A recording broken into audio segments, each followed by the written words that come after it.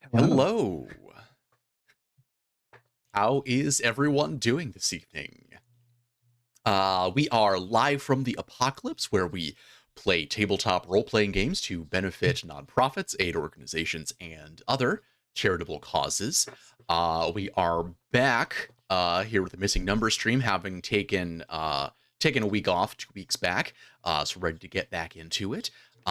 We just ask that if you guys like what you see here, rather than subscribing or giving us bits or any of that normal assortment of Twitch malarkey, you take that money and you go and donate it directly to one of the organizations that we are currently fundraising for.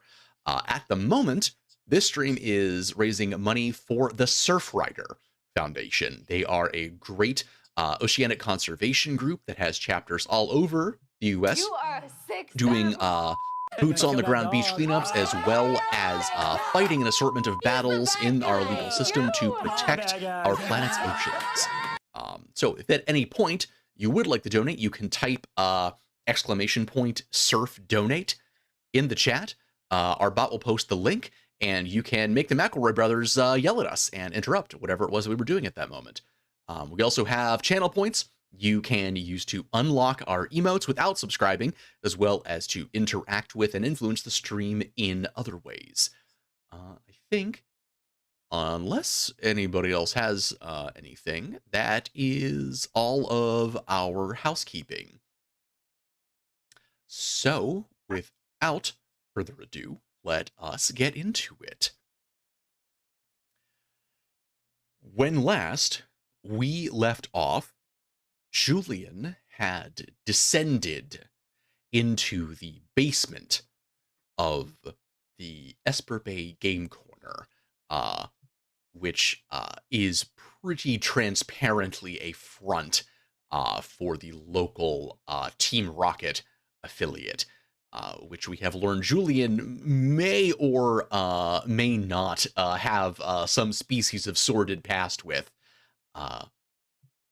For what purpose he has come here, we do not yet know, but he has come face to face with the current leader of the organization in Esper Bay. Sitting across the desk from him in an overstuffed chair is his sister. So we just established Julienne. Yes. Yes, Julian. as distinct from Julian. Julienne. Yes. I'll just probably gonna call her Julie for short, just for that's the audience's own sanity and possibly mine as well. it's not confusing. I don't know why you would have to do that, but okay. No, I know it's pure pettiness on my part. Indeed, en français, if you as you will. Yes. Do you actually want to describe Julie? Yeah. Here. I mean, Julie looks a lot like Julian. She has dark hair. She is definitely less tan than Julian is. Julian has a very like deep tan from working outside, being outside, just, being in the generally outdoors. And Julie, so much of the Team Rocket business happens in the shadows. Her skin tone definitely reflects that, but she still has that same sort of very sort of sharp features, dark hair. Hers is very long, and sort of I think pulled back into a very businesslike yet immaculate hairdo. And she is obviously far less tattooed, at least visibly, than Julian is. Indeed, at the moment, I actually kind of see her wearing a business suit. Yes, which I think is surprising to Julian. Yeah, you haven't really kept tabs on her or the organization for a minute. She was not necessarily the person you were expecting to see sitting across the desk from you. She was most certainly not. She regards you somewhat bemused. You know, I gotta admit, I didn't think I'd ever be seeing you in here ever again. Certainly not from this side of the desk.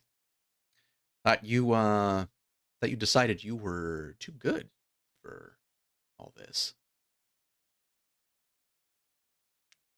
I never decided I was too good for it. I just decided I wasn't bad enough.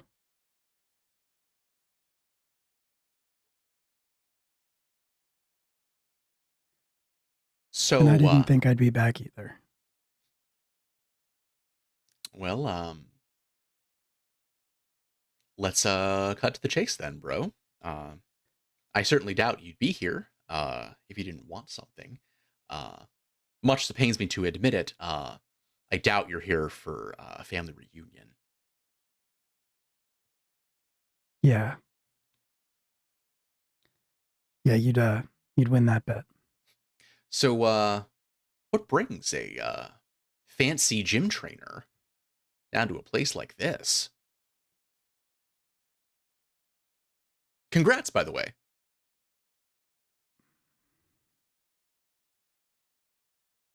I mean, I Uh can't say I'm not a little confused. Um, given your history with that place.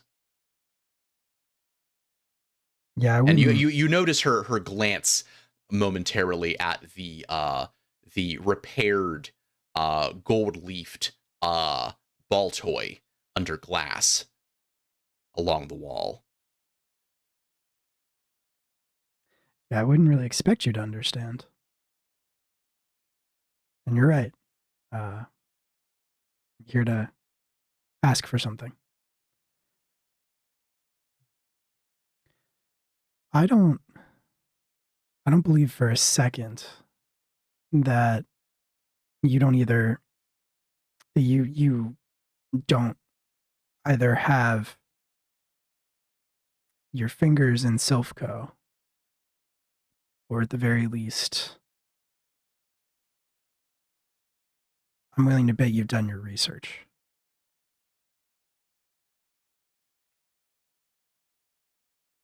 I want to know what you know about what they're working on. Uh, I mean, that is a heck of a thing to lead off with. I mean, I appreciate your faith in my abilities, bro. But I mean, I'm just the manager of the Esper Bay game corner. Um, but I tell you what, even if I did know something, it doesn't seem to me like you're in much of a position to be making demands. Uh, what's in it for me? I had full faith that you would be the one telling me that.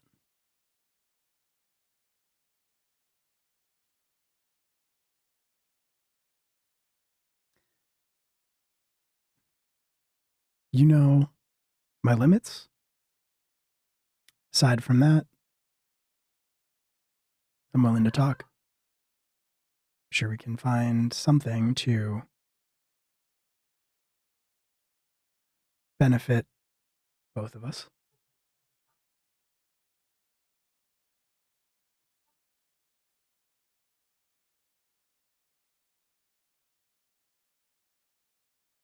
Tell you what,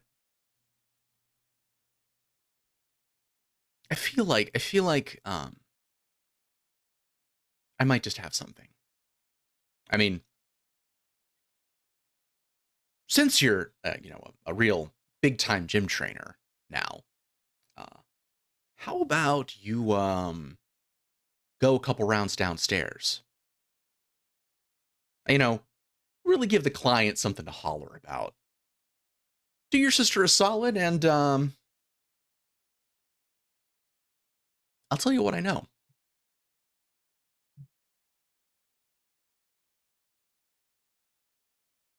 Yeah, I guess I Didn't really expect you to do anything from the goodness of your heart.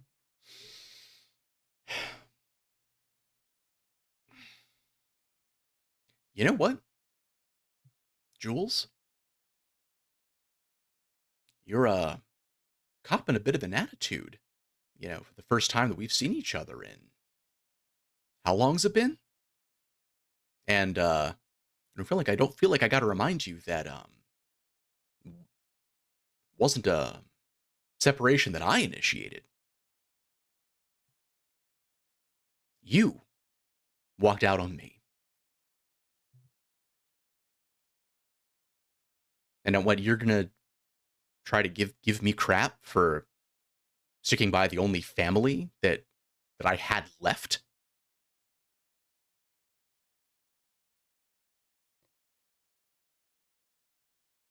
You could have come with me.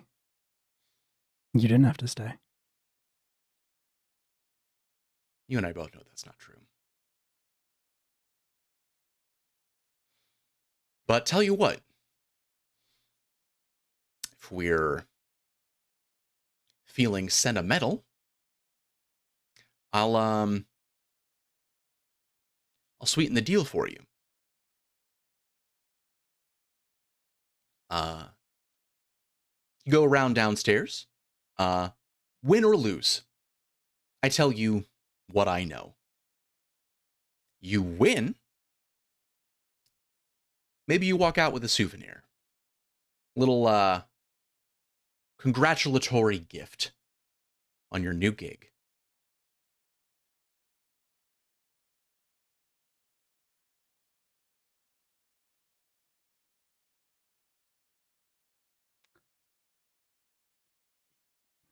Sure. If that what you want, if that's what you want, sure.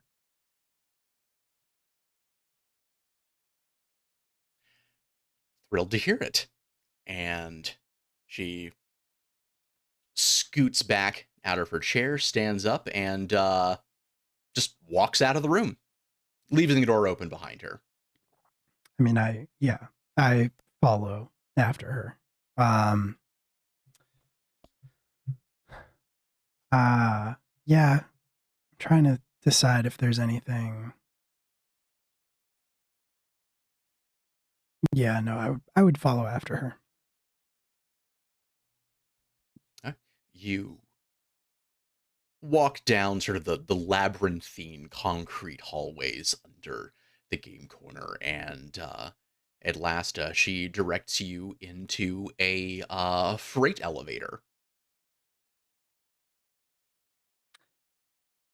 Just the manager of a game corner, right? We've got all kinds of games here. And the door closes. Yeah, I remember. And the whirring of machinery starts up as you descend deeper into the complex. There's a dull roar that swells up around you that isn't just from the rusty chains and gears of the elevator. As you come to a lurching stop at the bottom and the door rises again, you feel the wash of a hungry crowd that has gathered into a fairly cramped space in this sub basement. It is a sound that you are familiar with, as you are now on one end of an arena that is fenced off to either side. There is barbed wire atop the fencing that encloses you and the trainer on the opposite end. And you look, and the sloping concrete forms various like uneven ridges and turrets that makes for a challenging clamor for any Pokemon that would be potentially fighting on it. And you remember from experience that the darker corners of this arena um, may hold more than they are letting on.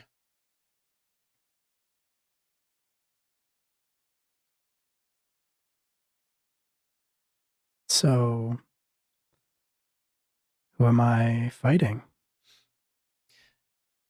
An announcer's voice booms over some loudspeakers, and a hush falls over the crowd. More people than you have seen at any of the recent Esper Bay gym matches by a pretty good margin.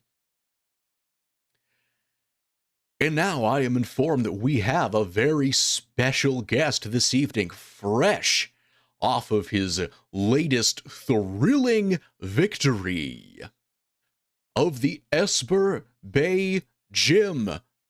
Please give a warm Game Corner welcome to Julian Rue.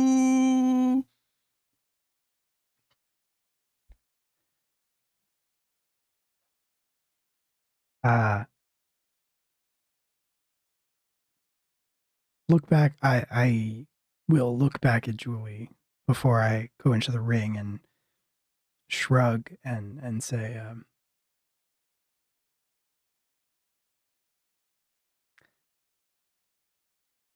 I guess you'll get that fight after all. And then step into the ring. And his challenger this evening, the new crowd favorite here at the Game Corner, coming off of his third consecutive win. Please welcome back Bryce. He only has one name because cool guys only have one name. Yeah, cool guys only have one name. And stepping out an elevator on the other side of the arena, you see replete in a rather crisp black uniform with an R emblazoned over the chest, uh, with his spiked blonde hair and the chain attached to the Pokeballs around his waist. Bryce, the trainer who challenged Esper Bay Gym just a few weeks ago. Right. Right. Yeah. Okay. Um, so this was session 1, right? This was the Yep. first match. Okay, Yeah. cool. Cool. Just checking. Yeah. Very cool, very cool. Then yeah, I mean, I step in, I assume the some kind of gate or something gets shut behind me, Yep. sealing me in here. So I will pull out Brunoise's Pokeball and just sort of hold it in my hand and look across the cage, I guess, to Bryce and say, "Look, it's not too late to just back down."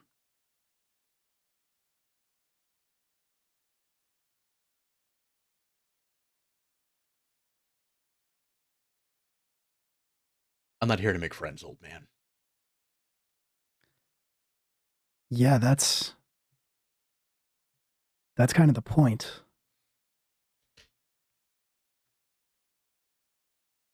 But look, if you're, you know what? Sure. The sooner we do this, the sooner it's over. Let's And go. yeah, he unclips a Pokeball from the chain around his waist, and he flings it into the arena. And you are standing face to face with the hulking, twisted, darkened shape of a grim snarl. Okay. Cool. Once again, I don't know what that is. Can I roll a thing? Sure. Would that be, do you want me to roll research? Yeah, that would be a research. Ugh, I was hoping you would not say that.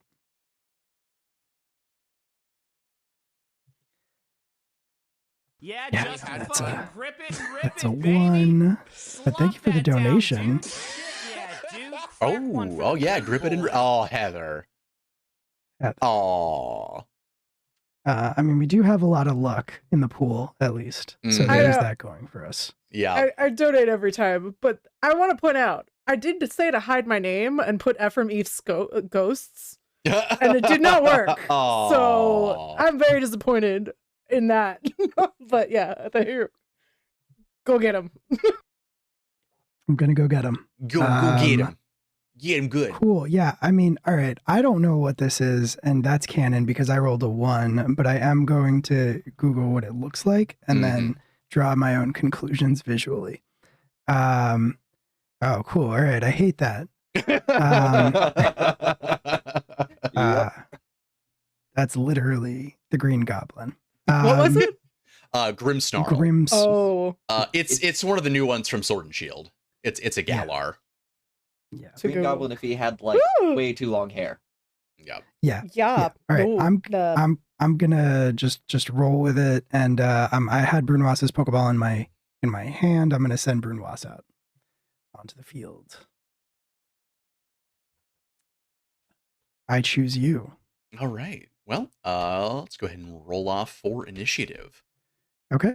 That's with tactics. Tactics, yes. Cool. Oh,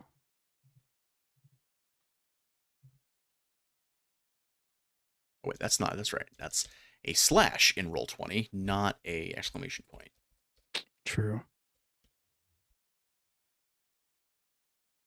I got a 5. Yep. All right. You have the first move, sir. Okay. Brunoise. Let's start things off. Let's go on the offensive. Fury swipes. And we are gonna Fury swipes. I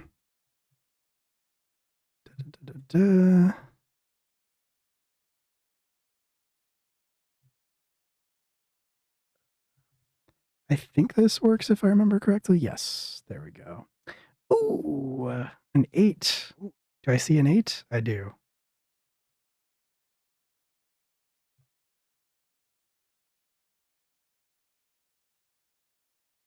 That is a 14. Well, total. that is a crit. Yes, he's a tough boy. So Brunoise is going to just sort of like leap, almost do the anime blur a little bit, and then kind of ricochet off of a couple of the, like you said, there was like rocky outcroppings. Yeah. Yeah, just gonna ricochet off of them almost like a pinball before like finally just launching himself into the Grimmsnarl with his like hands crossed across his chest, and then just sort of like unleash the swipes at the end of it. And I think I'm just gonna do massive damage. Okay.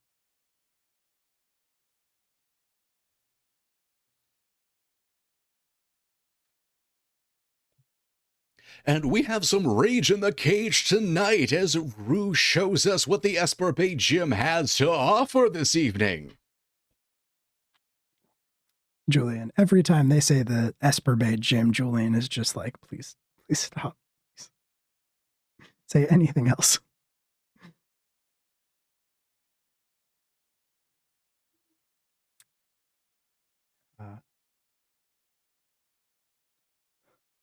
Oh no. Okay. And all right. And that is an ace.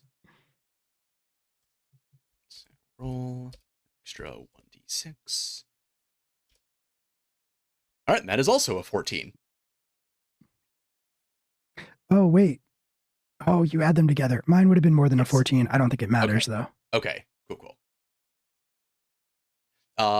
It'll well, so I mean, you can't really like extra crit. Right, exactly. Right, yeah. So it would have been an 18, but that doesn't really make a difference. So all right, yeah, still okay. So as you are pinballing around, taking swipes out of the Grimstarl's like shadowy form, some of those sort of smoky tendrils become longer and longer, kind of trailing behind Brunoise, and they gradually start to entangle him. And suddenly, before you realize it, the Grimsnarl has actually managed to bind him up in this clinching bear hug, and you can visibly see the energy being and the life force being drained out of Brunoise and back into the Grimsnarl, who looks bolstered by this draining kiss, if you will.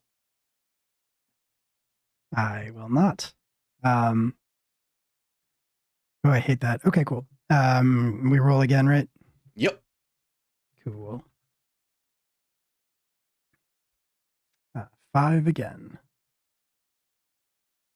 4. You have it, sir. All right, once again. All right,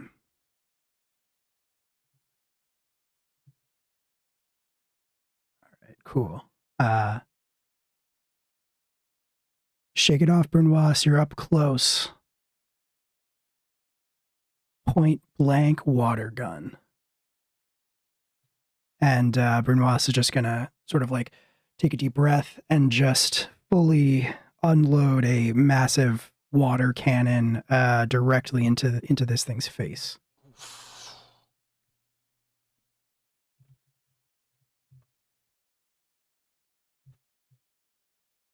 I might.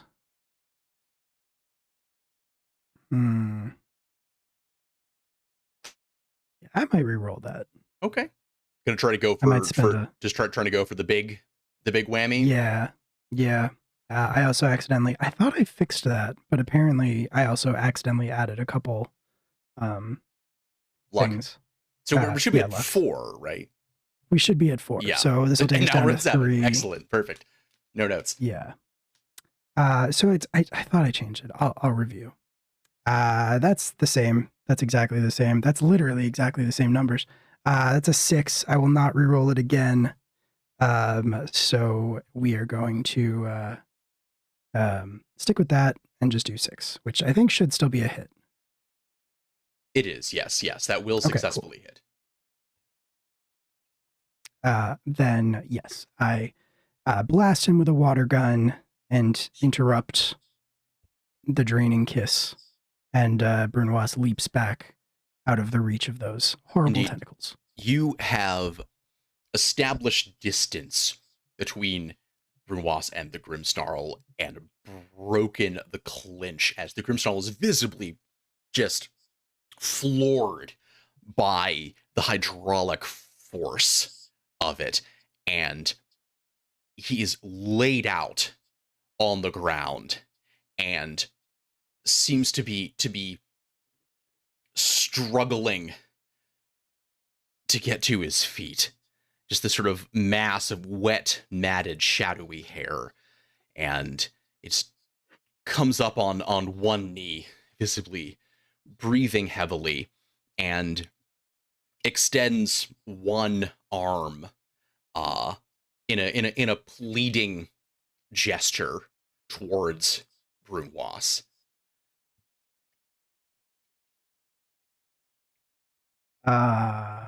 Interesting. Okay. I will take back my money if you kill this Pokemon. You can't know kill how, a Pokemon, but I will do it.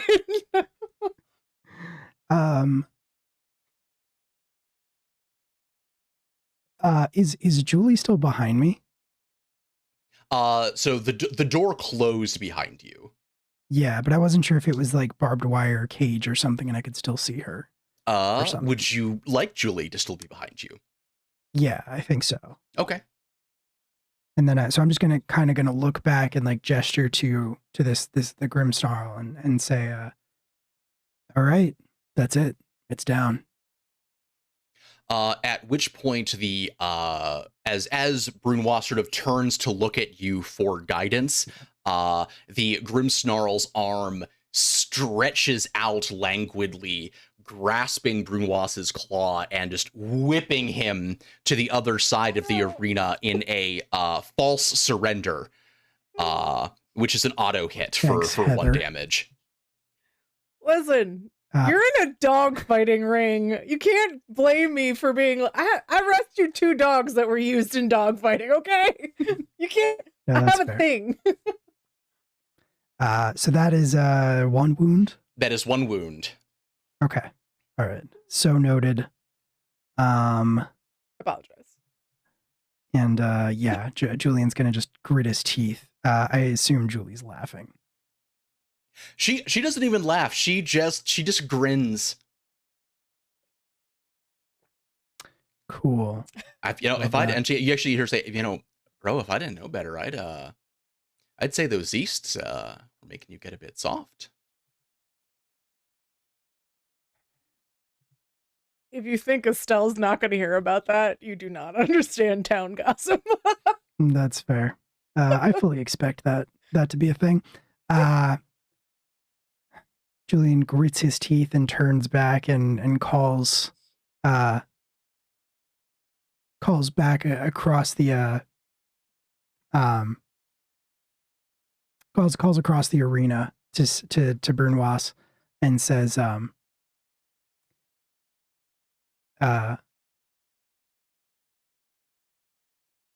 I'm looking at my options here. He's got the advantage as long as he's far away. Close the distance. Zen headbutt. And Brunois, I'm gonna say like sort of lands in a 3-point crouch, and the gem in his forehead glows, and he sort of starts to radiate psychic energy around himself, as is the purview of Meldarva Goldux. And he charges up for like a second and then uses that psychic energy to just launch himself like a rocket directly into the Grim Snarl.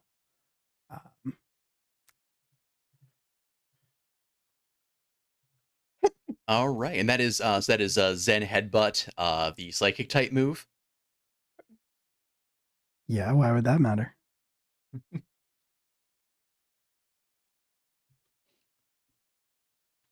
It's a 5.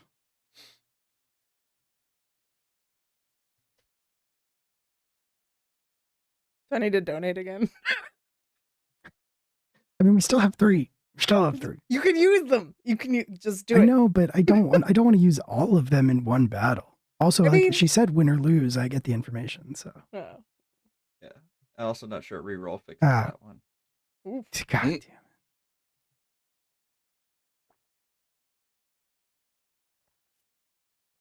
All right. Mhm. Oh. Mhm. This is my payback for the gym battle. Okay. That is, it is 15, 18. Cool. 18. As Brunois launches into the darkness of the Grim Snarl with the psychic energy, and there is this terrible last minute realization as you watch the glow begin to be dulled by the encroaching shadow that, oh cripes, Grimmsnarl is part dark type. So Zen Headbutt does no damage. And the Grimmsnarl sort of catches Brunois and turns his momentum around in this spinning dance that culminates with this vicious arm strike in a darkest of lariats for massive damage. So Julian 2 just does wounds. Julian does a damn. 2 wounds is a lot of wounds. It is, but Brunoise is very special, and he's not done yet. You behind you, you just hear Julian going,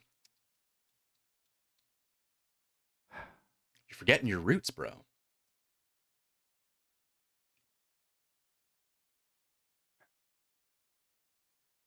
We're not done yet. Brunoise Fury swipes again. And All right, let's same thing. roll. Yeah, let's roll off for initiative. Oh, right. Yeah.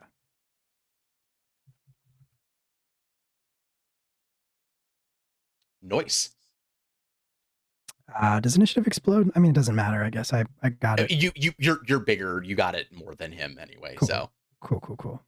Okay. Then yeah, we're doing Fury swipes again, since that seemed to be the most effective of what I've attempted so far. I'll take an 8. That is a crit. Is that a crit? no, but we're going with the rules where they crit on 10s. Right. Okay. I mean, it still hits though. All right. It does still hit though. Yeah, still a hit. And I'll do that. I'll just hit with Fury swipes for 1 wound. All right. And Brunoise then sort of in turn, just as the Grimsnarl is trying to fling and whip him away at the end of his darkest lariat, Brunoise reverses the previous grab that Grimsnarl had put on him with his false surrender, grabbing a hold of him and in turn pulling him into a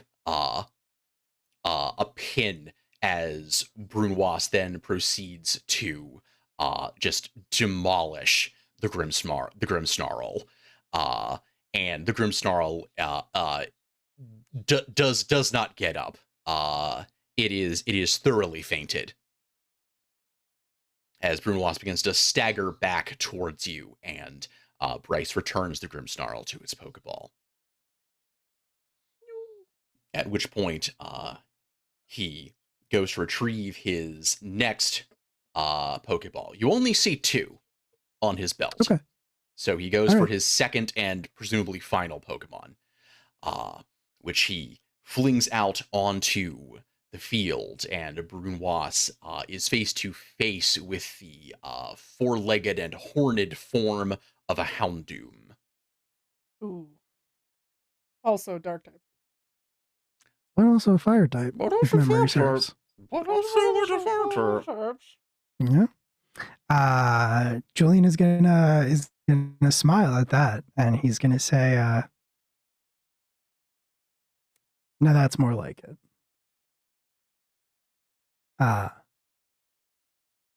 Yeah. So, roll off, I guess. Yep.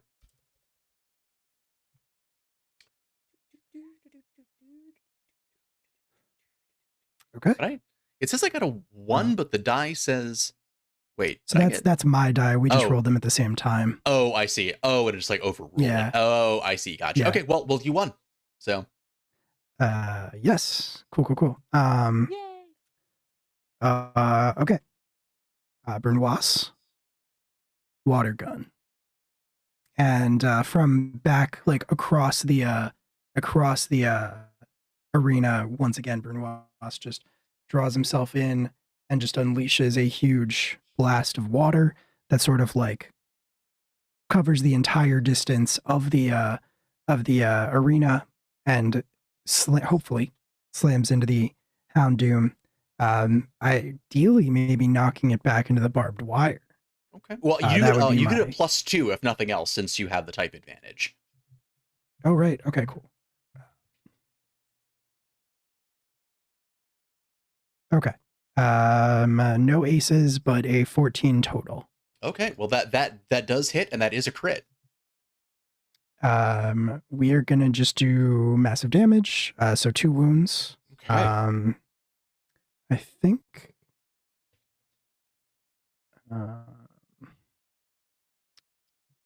Yeah, I'm looking through the PDF. I'm trying to get back to the crit options, but for now, I think I'm pretty happy doing extra damage. Yeah, Well, I there it think is. one of the options, I think, because I'm nearby it, is you can alter the terrain. You could create a hazard if you want, or a feature. Yeah. True. I'm gonna say that it. I'm gonna say that he. I'll do 1 wound to the Houndoom, Okay. and rocket it back into the barbed wire of the cage, and that section of the cage is going to come down with the Okay. force and Kinda land in the trapping middle it. of the. Yeah, and so it is now the floor of the arena is actually covered in barbed wire, and the Houndoom is under it. I would like to say. Okay. Ouch. All right. Well, so I'm looking at Grappled, sorry. one might say. Indeed. Well, I'm looking at the looking at One the might say hazard grappled. section of the rules. So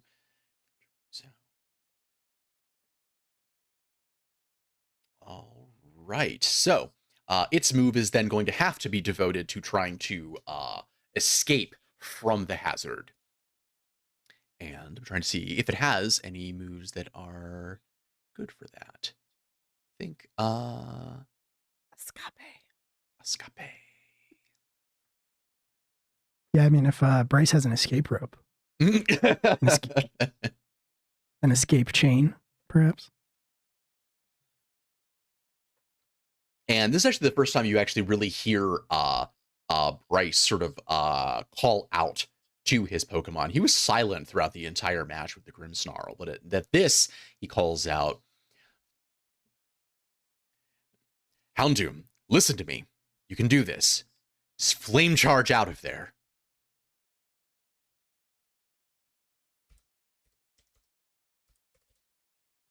And do we roll off first, or does it get out? Oh, you have to roll the thing first. Yeah, so I have to roll for his. See if he does it. Okay, cool. It's a 4, so it does just make it. So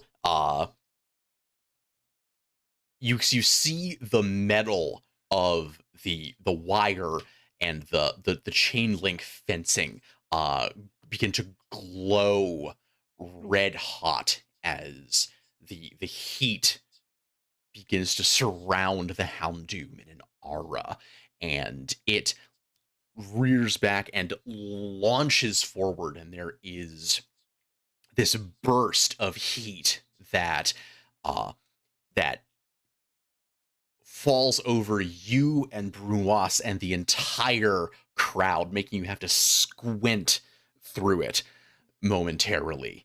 But when your vision clears, in the midst of a lot of this glowing reddened shrapnel, the Houndoom stands freed. Okay.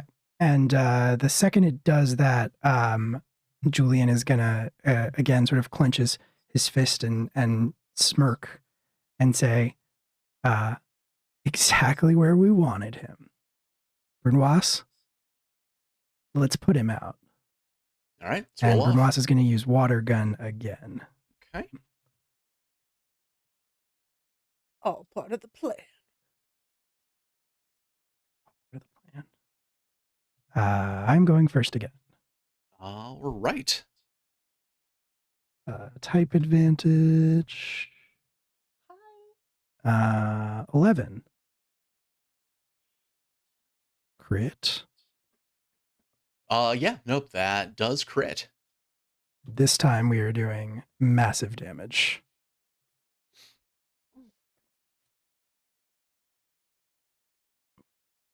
Massive damage. And do you want to describe kind of how Brunoise achieves this? Yeah, I would like to think that the Houndoom sort of, does flame charge and almost leaps out of the chain. And when it's like in midair is the moment that Julian was referring to that they were waiting for. Gotcha. So when Brunoise blasts it with a water gun, it's almost from like below, and it's when it's in midair and it can't properly dodge. So we are just going to sort of full force blast it with water gun from beneath.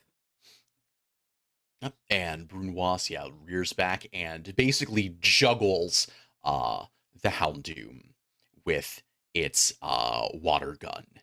And sure enough, the Houndoom, when it lands and it manages to catch itself, but it sort of staggers this way and that, and just sort of sits down exhausted. At which point Bryce returns it to his Pokeball. Cool. And the crowd is there's a lot of ohs from the crowd. And Bryce looks pretty unhappy. Better luck next time, Bryce. Just take some salt and just chef sprinkle that into the wounds. Yeah. Stay out of Esper Bay, Bryce. Julian is not, he's not reveling in like the celebration or anything like that. He's not even acknowledging, and he's just going to turn back to Julie and put his hands in his pockets after returning Brunoise to his Pokeball and say, "That good enough for you?" Exactly what I wanted. Uh-oh. Uh-oh. Well, if you want to come back up to the office, a deal's a deal. Sure. Let's go. And as you are leaving, you hear the announcer saying, "And just one more time, everyone, please give a warm Esper Bay Game Corner thank you to Julian Rue, the newest and most successful trainer at the Esper Bay Gym." Ooh, I don't like that. Yeah. I don't like that at all.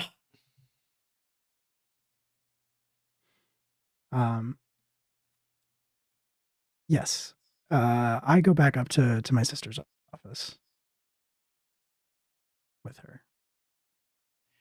And she goes and takes her place behind the desk again. All right. So if you want to be a little bit more specific about what you want to know, maybe I can help you. Sure. I've heard a couple things and seen a couple more things about what exactly Silphco is doing there in their office.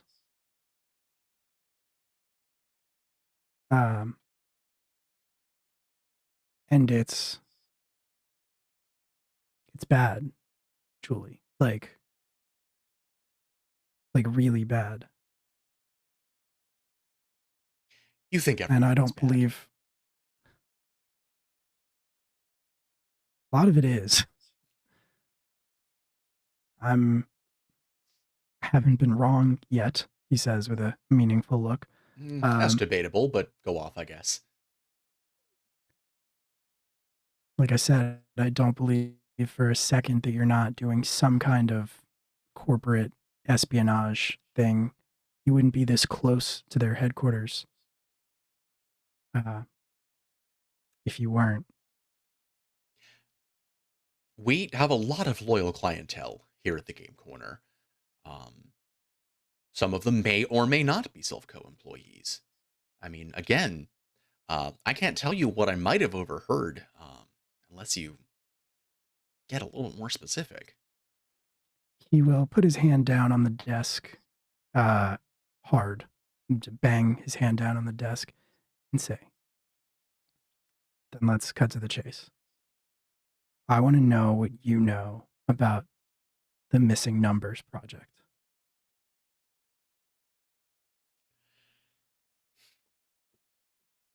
Ooh.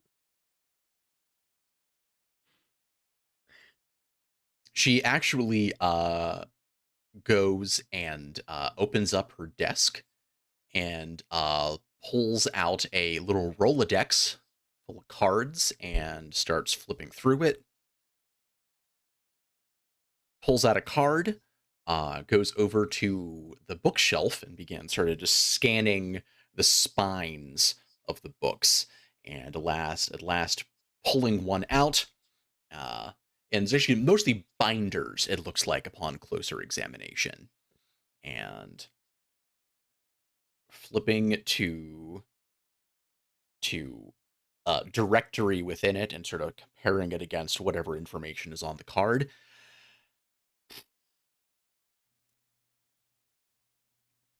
So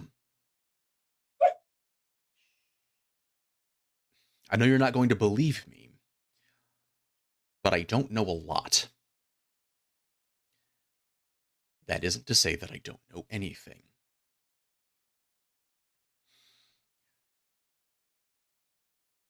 I've got some activity on the phrase missing numbers from looks like a few Silphco engineers who got a little deep in their cups over at the Traders Club.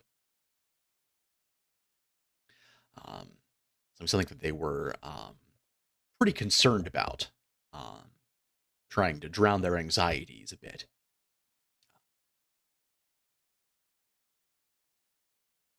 Definitely has something to do with the Champion Ball series, which I'm not surprised to learn.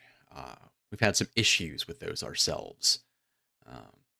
Traders Club actually got one of the very first shipments of those that they sent out. Like I said, benefits of having loyal clientele. But yeah, there were some complaints. And heard something about them having to be shipped back to Silphco for maintenance, locking the Pokemon inside. We still have some of them. Got some of our own people looking at them, if that's what you're interested in. Yeah, I would be very interested. Well, fair is fair, I suppose. Let me make a call, and we'll make a delivery. So they're not here. What's not here? The balls. No. That's not the sort of thing that I keep on site. Phrasing. Yeah. Not wrong. What's your interest in this, if you don't mind me asking?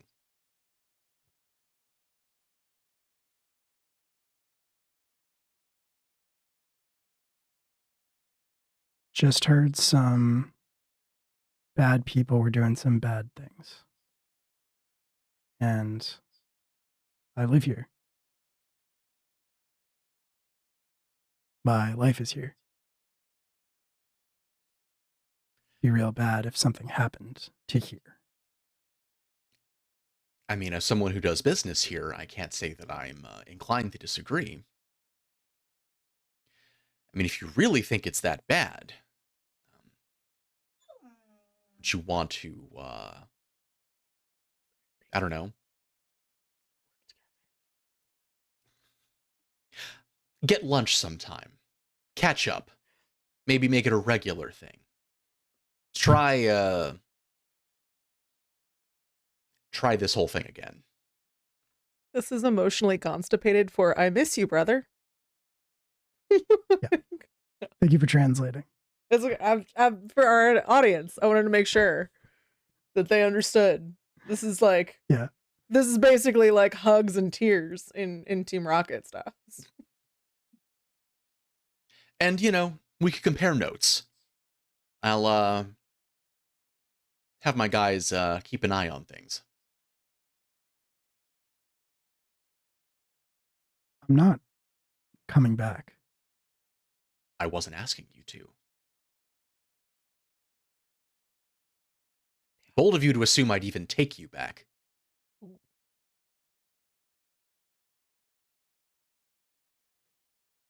I mean, isn't that what they always told us? Once a rocket, always a rocket.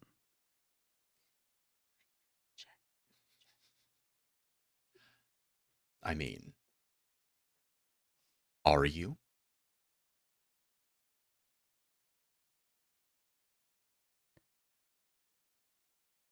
Jury's still out. You know where I live. Unfortunately, I do. And she replaces the binder on the shelf. Before you go,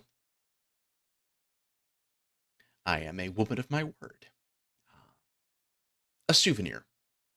Uh, maybe something to clear the air a little bit.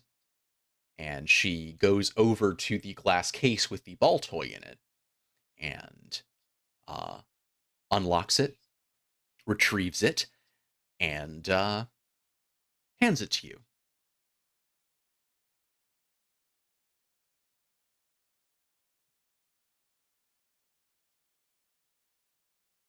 Uh, does this mean anything to me? So it it looks like it had been broken, or rather that it's been assembled from several broken pieces. Right. It's been repaired in such a way that it has that sort of like that gold leaf amongst all the cracks. Right. Right. Uh, it looks like sort of been put back together out of a Pokemon that might have exploded at one point in time.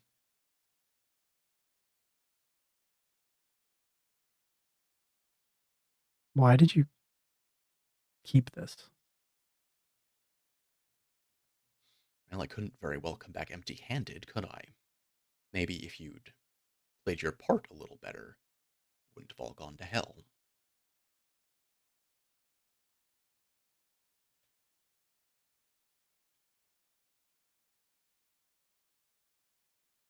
Thanks. And then I will leave, but I will take it with me. All right, and you are unaccosted as you leave. And I feel like the gentleman who first took you down in as you are leaving, having once again assumed his very cordial customer service demeanor. Thank you for visiting the Esper Bay Game Corner, sir. Hope to see you again sometime. Once I am outside, I will like visibly relax, like just release a breath, sort of drop the demeanor that he was holding the entire time he was inside, and just and go to his truck and just kind of sit in the driver's seat and set the broken Pokeball up on the dashboard and just like contemplate it for a minute. Just kind of like puts his hands in front of his face and just stares at it for a bit. All right. And with that, we'll cut over to uh, Estelle and Billy. Haven't heard from them yet this session. How are you guys doing? How's your evening going? I mean, Heather is like devastated, but Estelle's probably doing fine. Estelle's, rocking boats. But let's find out how Billy's doing. In a complete hardship of tone, Billy has been training his psychic abilities during this time. Mm-hmm. And so as we pan into the backyard of the farm, you see in a row, first there's Billy with his legs crossed, hands resting on his knees, trying to like meditate and train his psychic abilities, but he keeps wiggling like every couple of seconds. And then next to him is Shiloh, his Ralt's also in the very same pose, and Shiloh is very calm and still. And then we pan over to Aster, the Skidoo, and Aster is sitting up, kind of like a dog. It's a goat, but kind of that like dog style, just sitting up, eyes closed. Then you see it's one of its eyes like creep open, and it puts a hoof over because you see Ling Ling starting to creep away, and Aster just presses a hoof down on Ling Ling to hold it in place while the rest continue meditating.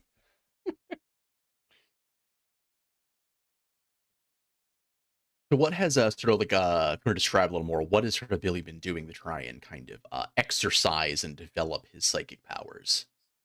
I think he's just been trying to. When we were in Silphco, he actually was able to like sense and pick up a few things. Hmm. Like he was actually able to kind of expand his senses in that way, and so now he is trying to hone that skill because that's like the first time that he's really felt like he's gotten a hold on this whole thing. Like Hmm. all the psychic training has been just a mix of like seeming absurdity and abject terror, and that was like the first time where he just felt like actually capable in it. So that's kind of where he's like driving his focus and trying to just like expand his feeling to see if he can kind of feel the Pokemon across the farm and like stretch that feeling further beyond his own Pokemon. Um, and also trying to teach his Pokemon to do that as well.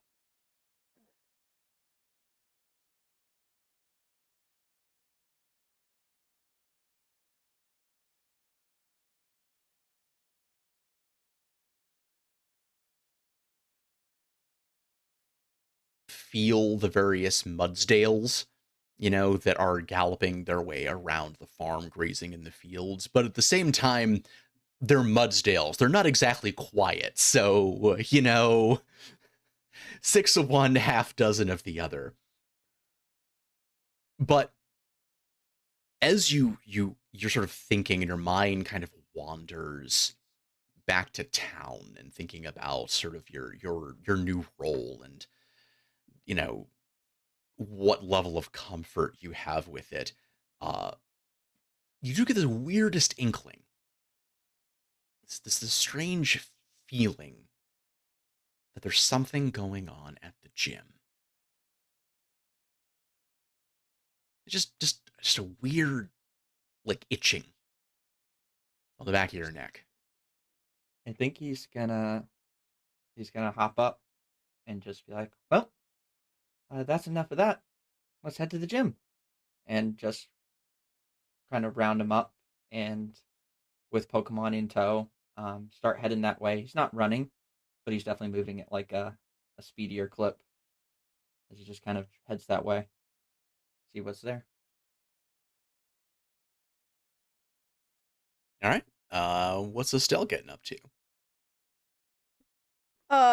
Estelle, following our last thing. So oh god, I'm working on so many things. How's stuff going with regaining back yeah, I hear you. Mhm. Regaining back the Pokemon Center up the mountain. So What you, do I need to do? oh, goodness. Not well, Goodness. apparently. All right. And he just came up the stairs and the dogs acted like I was about to be murdered. Well, tell Andy to Sorry. stop it. I apologize to the What do chat. they know that we don't? Anyone with headphones in, like It what? it didn't fully filter it, but it was barely there. Okay, So good. Sorry about that. there's that. Sorry to everyone else. And all my players. So yes, Estelle's gonna be doing that. I think she's yeah, exactly. We were at skirmishing time. Like they got ready to throw down. They wouldn't really though, because they basically just kind of go when people come in. When I think she's gonna be doing that. I think she is behind the scenes just working on undermining Silphco. Because at this point, we've sort of established that there's not a lot we can do government-wise. There's the professor, I'm not the professor, doctor, right? The gentleman we were speaking to last time. Oh, Professor Maple. Professor Maples, yes. Okay. He is still researching what to do about this. And I think Estelle wants to work on undermining Silphco and start talking to her sisters because it is now time to tap the family connections. Cause yeah, I think she's decided to we need to stop it. This is very bad, potentially world ending. So. Oh goodness. They agree. If you will excuse me for one moment, I am going to go let them out of the door. Here, so do we that do they we stop do we doing actually that. want to take a fiver? Yeah, if we could. Yeah, let's take Yeah, a we fiver and can- we'll come back. Okay. Let's do it. We will Alright. be right back in 5 short minutes, everybody. Thanks for sticking around. See you soon. Don't go Alright, sounds anywhere. good. And we are back. Thanks for bearing with us, everybody. So, Heather, to answer your question, so Yes. as far as getting back the Pokemon Center Mhm. is concerned, there's been some movement on that. There is a lot of momentum behind it now, especially after the recent gym victory, and that sort of put a lot of awareness behind it. It hasn't happened yet, although an interesting thing that folks have reported back to you is that there does appear to be now a regular cleaning crew that goes through, that is trying to sort of fix it up, that is picking up the litter, that is cutting the grass. And as far as you've heard, they haven't been doing any more of the ghost grabbing experiences in there. Nice. All right, so Guy kept his word. At least as of to this point, it sounds like he has. It sounds like he has so far. So I think, yeah, if that's the case, I think with obviously Estelle's pushing forward the gym being repaired, pushing forward Silphco fighting stuff. She's waiting for the professor to get back to her, and then on a personal note, she's gonna go talk to her sisters about some of the things she's remembered. Because if she knows her sisters, she knows that once they find out their memories have been altered, even though it's not necessarily a psychic attack, our memories have been altered of the way the world used to be before Pokemon were Pokemon. They're gonna want to retain their actual memories, because that's just a challenge to an Esper.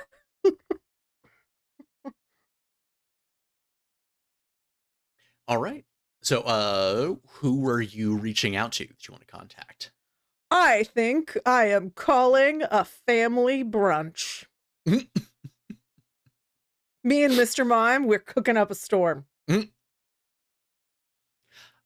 All right. Sure enough, there are a number of people that show up.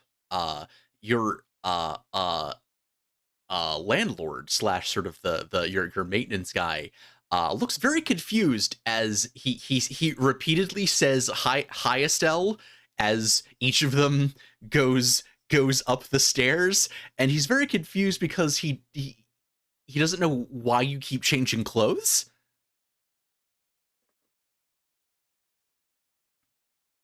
He's adorable. He's gonna be very confused about it. Yeah. Yeah. And sure. So I don't know if we've ever actually concretely established how many sisters does Estelle actually have. I kind of left that up to you. I think it was implied that like it's sort of the Nurse Jenny effect, where it's like my cousins sort of also look like me, so like we can call it however. So there is a veritable gaggle of Eastses that have all assembled in Estelle's tiny apartment. Just a sea. Do I have an apartment? I've been saying I have a tiny cottage, but that's fine. Oh, is it a cottage? I thought it was an apartment. Cottage in that case. Yeah. It was the tiny cottage I used to live with Ephraim, and his Pokemon would go in the backyard and do their things. The cottage then. Yes. Your cottage is full to bursting with Eastses. Yeah. This sea of nigh identical faces. And even though you told them not to bring anything, a bunch of them did. So there are crock pots on just about every available flat surface. Like, everyone is standing to eat because there's no space on any of the tables or counters because it's entirely taken up by serving dishes. It is tradition. Has the Esper arrived? Because we obviously cannot eat without my sister.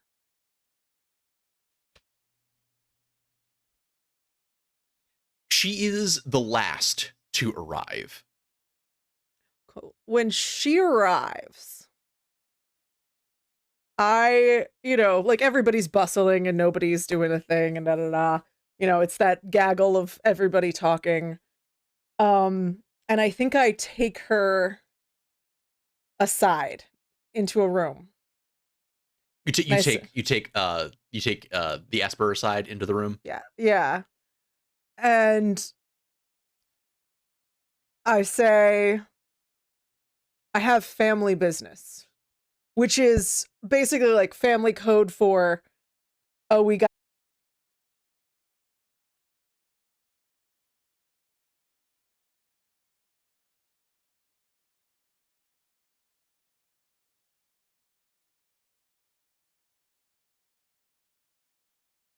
the Esper. Like, you are the official head of the family. This is official business. We are going to need to either gather the family or our considerable, skills to handle something, I think. And then, but I can't explain it. I have to show you.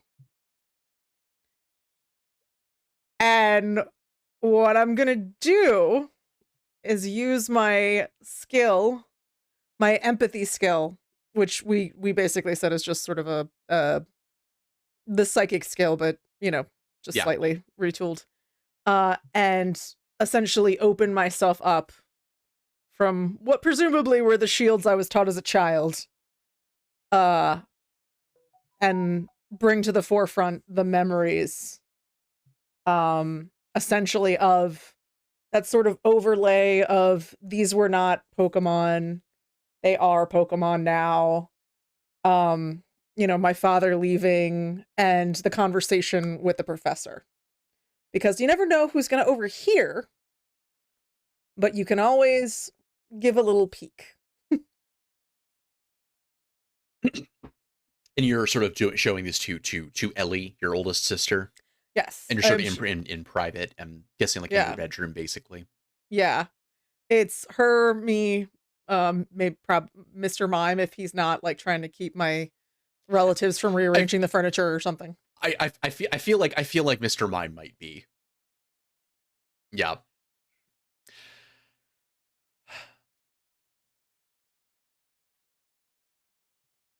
Do you need me to roll? No, that's fine. I'm okay. Just sort of doing my response here. Yeah.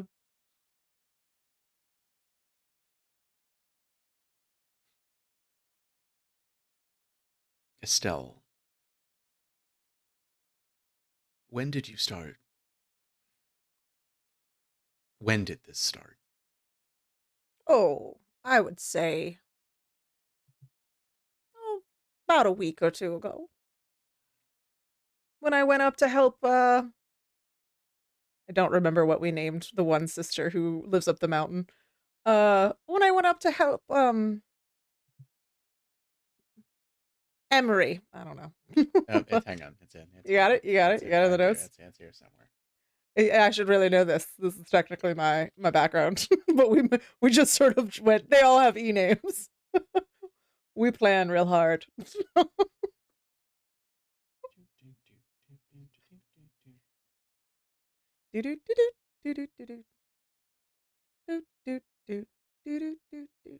Well, it's in here somewhere.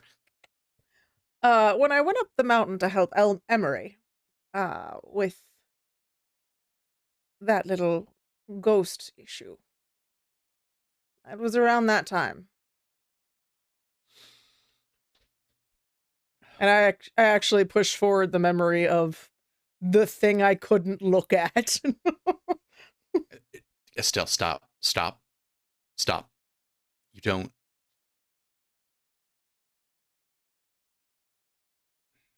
I.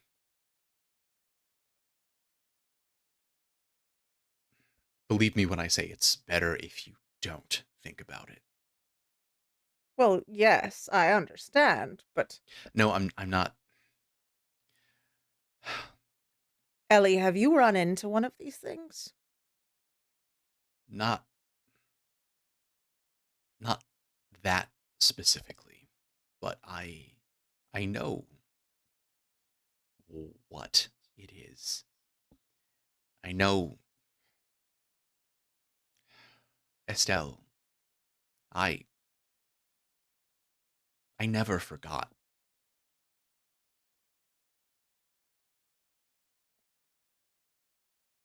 Well, I can't say I expected that. And you just let us all forget father? You let us all forget It's everything. it's not that simple.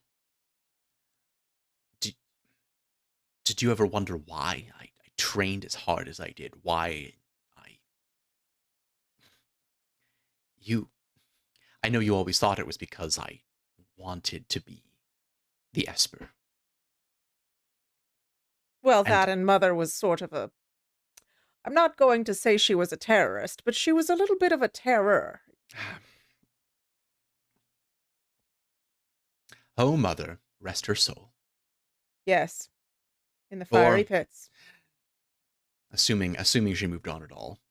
Oh, don't say that. But no, I thanks, chat. What did you I mean, I did also imply that like Estelle had gotten up to some anti-government things with the Mm. professor, so it runs in the family. It's fine. I know you always thought that I trained as hard as I did because I was desperate to take mother's place.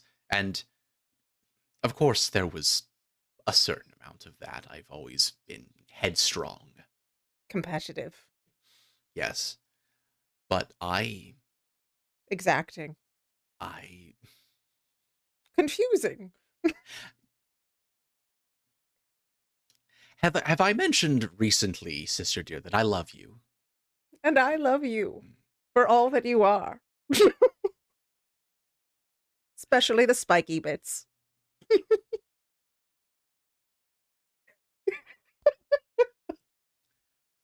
I honed my abilities specifically so that I wouldn't forget.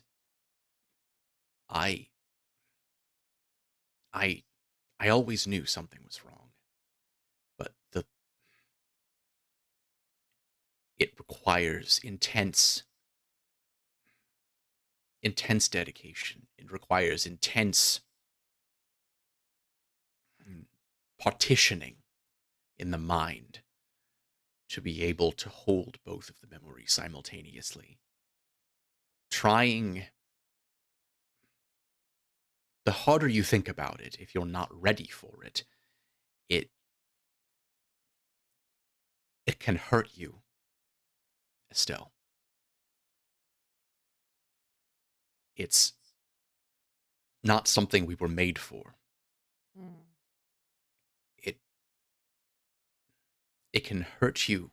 It can hurt what you are, who you are. We are a part of this place, the place that they made. We have memories of what it was like before. And I think most of us remember little bits here and there, in that way that we all sort of have hazy memories of dreams or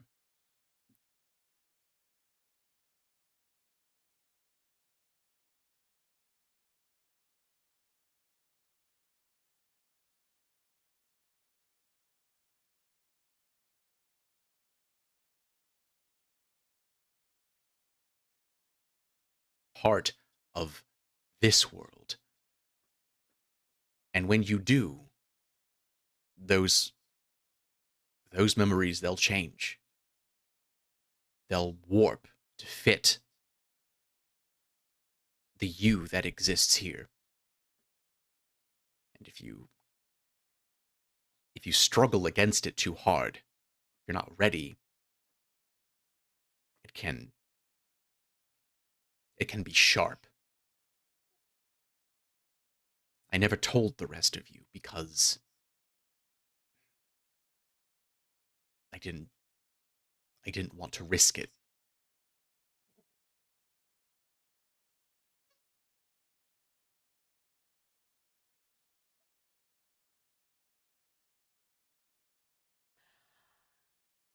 You know, I understand that. But the thing is, dear, there are people disappearing, and there are Pokemon in trouble. Those things we saw in the graveyard and that are trapped in the balls, they're broken down. Oh, are we good?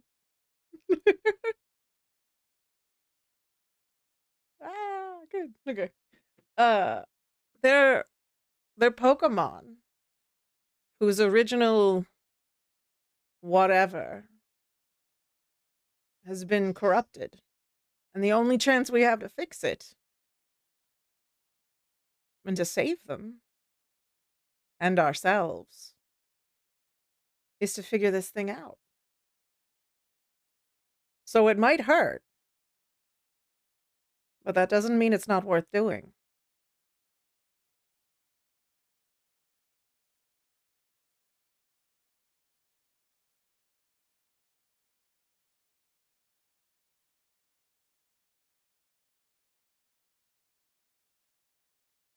There are young trainers and young Pokemon.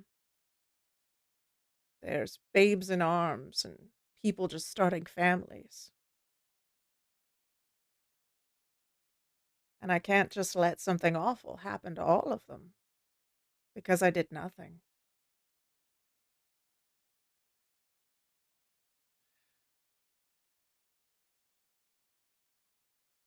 I'll do what I can.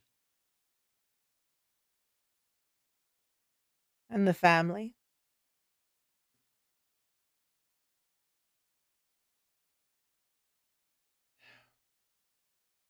Can you at least warn them that something's going on? They need to prepare.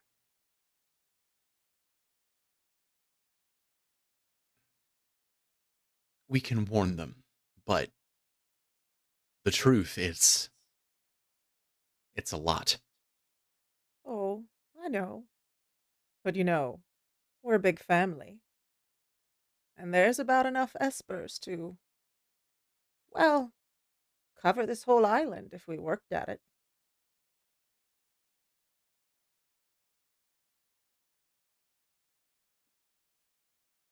All right, Estelle. We'll do it your way. For now. We're stronger together. And she kind of pats her sister's wrist because she knows she's scared and she wants to protect everyone.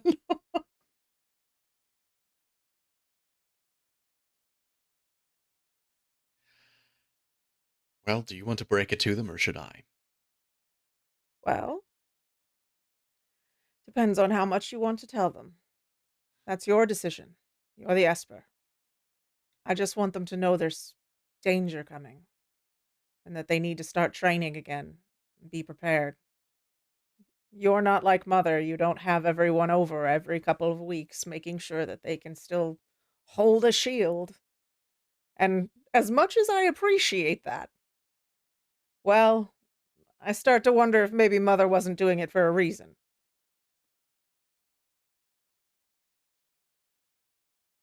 Ellie gets a 1,000-yard stare there just for about a half a second.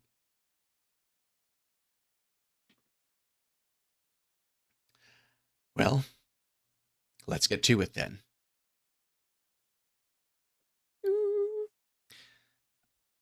All right. And Billy, how's things with you? I was headed to the gym to see what that strange tingle was about. Okay. When you arrive at the gym, there's actually a bit of a ruckus going on. Um, the workmen that have been there at Estelle's urging, helping to fix the place up, they're all arguing with somebody. It looks like Oh, what's going on here? she keeps trying to shoulder past them, and she keeps demanding to know where Greg is. Oh, excuse me, ma'am. Uh, yeah, Greg is not here anymore. She rounds on you. She is probably about a head taller than you.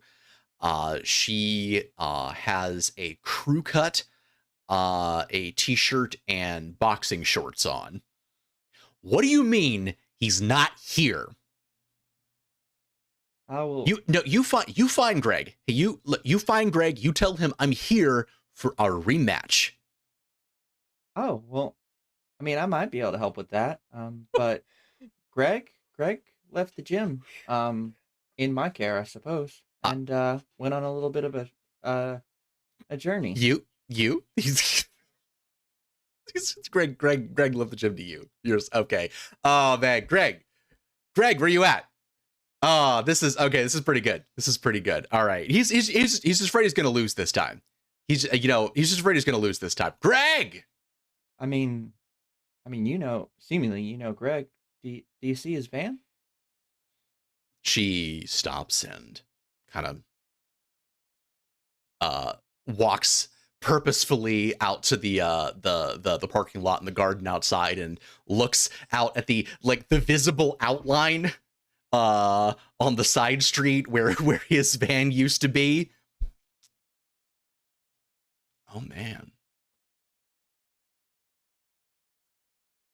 She turns back to you. Is he okay? I mean, to be honest, he was acting a little strange before he left, but he just he was gonna give up the gym, and we couldn't let that happen. So I guess I'm running it now.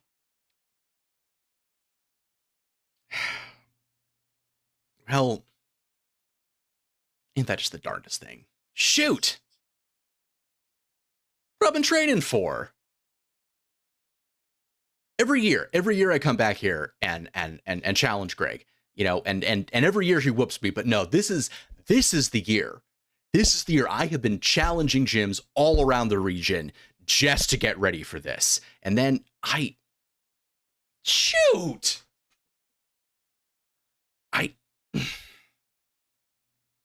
What did I do this all for?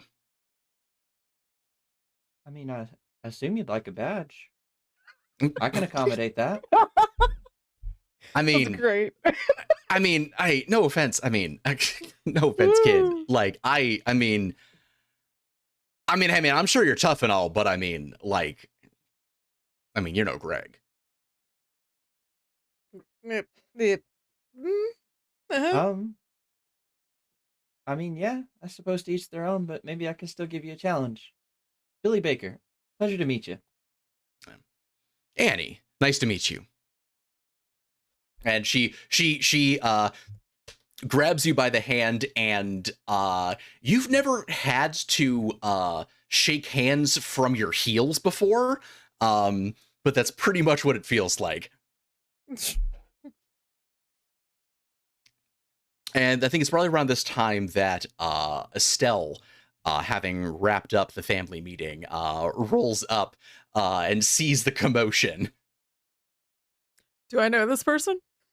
Have I met them, or been the lone person in a crowd while Greg fights for the gym? Me and Mr. Mime. And apparently wins. Yeah, apparently wins. Oh. So actually, the quick question. So you might have been actually.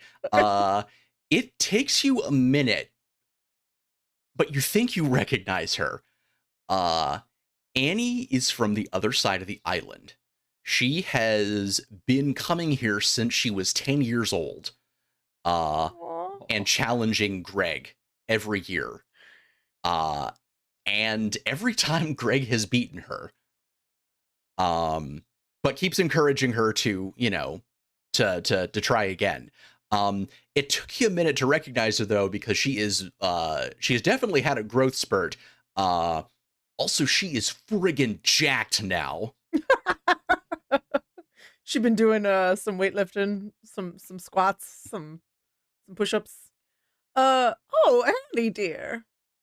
What a surprise. It's so good to see you. And I like come up and give her a hug and like, oh, you're here for your annual battle. That's so wonderful. Billy, Annie's part of what's kept the gym's record.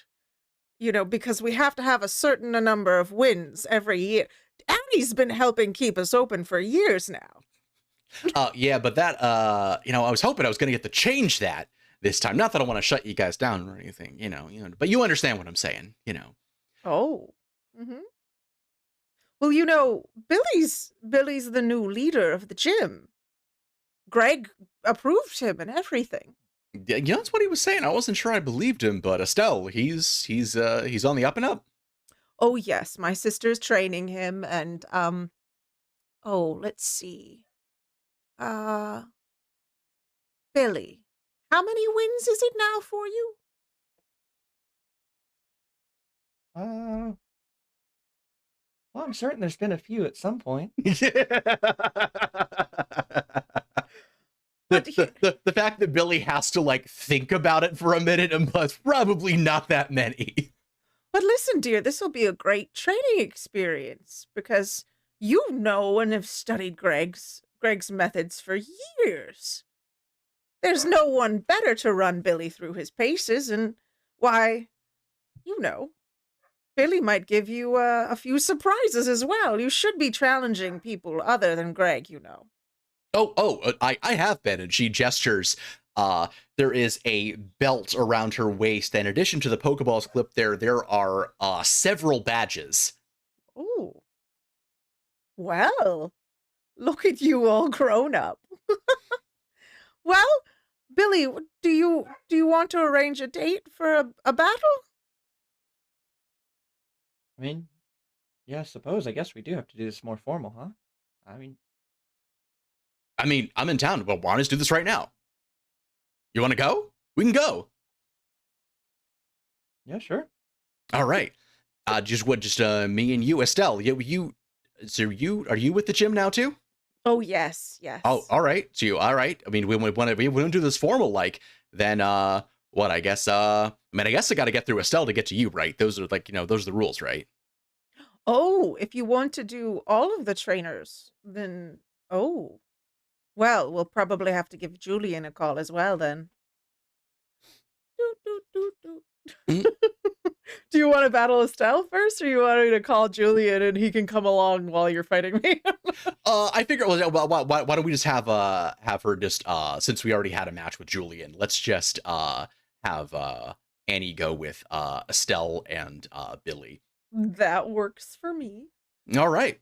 So Haunter, I cannot. At that point, she immediately she already knows where to go. She is going over to the Zen garden over next to the gym.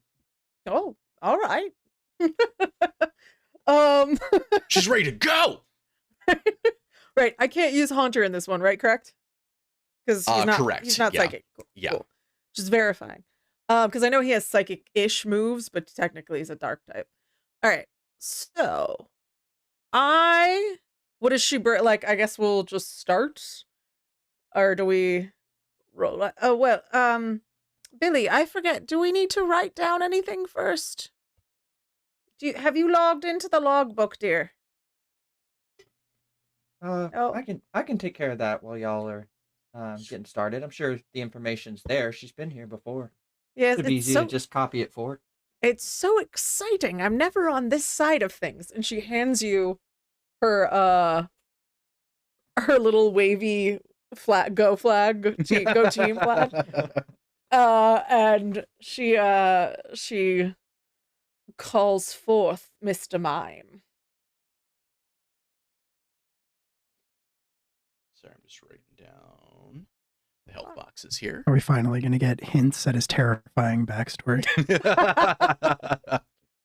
Listen, you guys keep asking me for like things for Mr. Mime, and I'm just like, all right, I'll make up a thing. Yeah, like and it's just No, I know. Yeah. You're right, and that's where we went. eventually we're gonna find out about his vendetta with your sister or something. She I'm was his excited trainer. I'm excited to see his see that ferocity that he cultivated as a pit fighter. Yeah. All right, We don't use knives anymore. Yeah, Not on this side. Mr. Mime waddles out into the ring, and she reaches down. You see, it looks like 5 Pokeballs on her belt, Jeez. and she just wings back and just spinballs a Pokeball into the ring. That in a flash emerges with a Hitmonchan, already landing lightly on its feet and weaving back and forth. So what are we rolling? I'm sorry, for initiative essentially. So how this works is that at the start of each round, we each roll tactics, just tactics, Mm-hmm. and then whoever gets higher goes first. Cool. Okay, because I see 2 dice on yours, so I wasn't sure. Oh, so Okay, so yeah, when we then have you use moves, you then roll one of your stats with the relevant die for your Pokemon's move. But for initiative, it's just your tactic skill. Cool. Did it actually come up for you? I see a D6. Cool. Did it actually roll on the screen? Did it? Great question. I think I'm in pink and purple, so It did. I don't. It did. Good. Awesome. It did. Cool. Good. Just making sure I didn't have one of those great colors that just makes everything disappear. All right. And so Annie is going first, and she just sort of nods at the Hitmonchan, and it sort of begins to duck and weave as it closes the distance with Mr. Mime. You see, actually, let me go ahead and does that. So I do need to go ahead and roll for that. It's not an auto hit.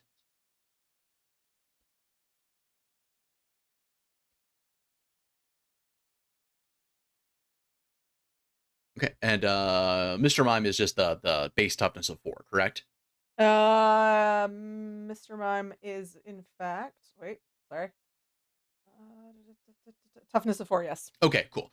All right, so it does hit as Hitmonchan weaves in, and Mr. Mime is getting his bearings. He hasn't done this in a minute, but Hitmonchan proceeds to looks like he's going to punch him with one of his boxing gloves, and Mr. Mime moves to react, only to realize too late that it was a feint or a fake out, and is walloped from his blind side. Takes 1 wound, and it flinch. Mr. Mime flinches. Okay, so flinch is affecting my ability to attack next time, right? Yes, you take a -2 penalty on your next move. All right, cool. So Mr. Mime is gonna go ahead and hit up my confusion. Okay. Which, so in this case, since that it has type advantage on Hitmonchan, that's normally a +2, so it just basically cancels out the -2 from the flinching. Cool. And then I am going to, as per usual, use heart. And say, "That's all right, dear. Shake it off and get back in there. You've got this." And we're gonna do plus. So I do plus. So I do slash roll 1d6 plus 1d8. Yep. Gotcha. Just making sure I'm doing this correctly in the roller. There we go. 5 is not great. But it What is a is- success. It is technically a success. How do we do the chance of confusion? So I believe how we've been doing it for most moves is that if there's an optional status condition, it inflicts that on either a raise or a crit. Gotcha. Cool. So in this case, it didn't get either a raise or a crit, so it's just damage. That's fine. But still, yeah. As do you want to describe what confusion looks like for Mr. Mime? So for Mr. Mime, he basically takes that sort of like, dizzy bird feel you get when you get hit in the head. And he went, okay, I remember what that feels like now. And he goes, great. And he starts doing a dancing hands. And it's almost like Hitmonchan just got a 1-2 punch and is like, whoa. And a little like unsteady confusion on his feet, not quite sure what just happened. Where'd the hit come from? I was watching. Yep. All right, so then it's the next round. So we're just going to roll off tactics again for initiative. Boop.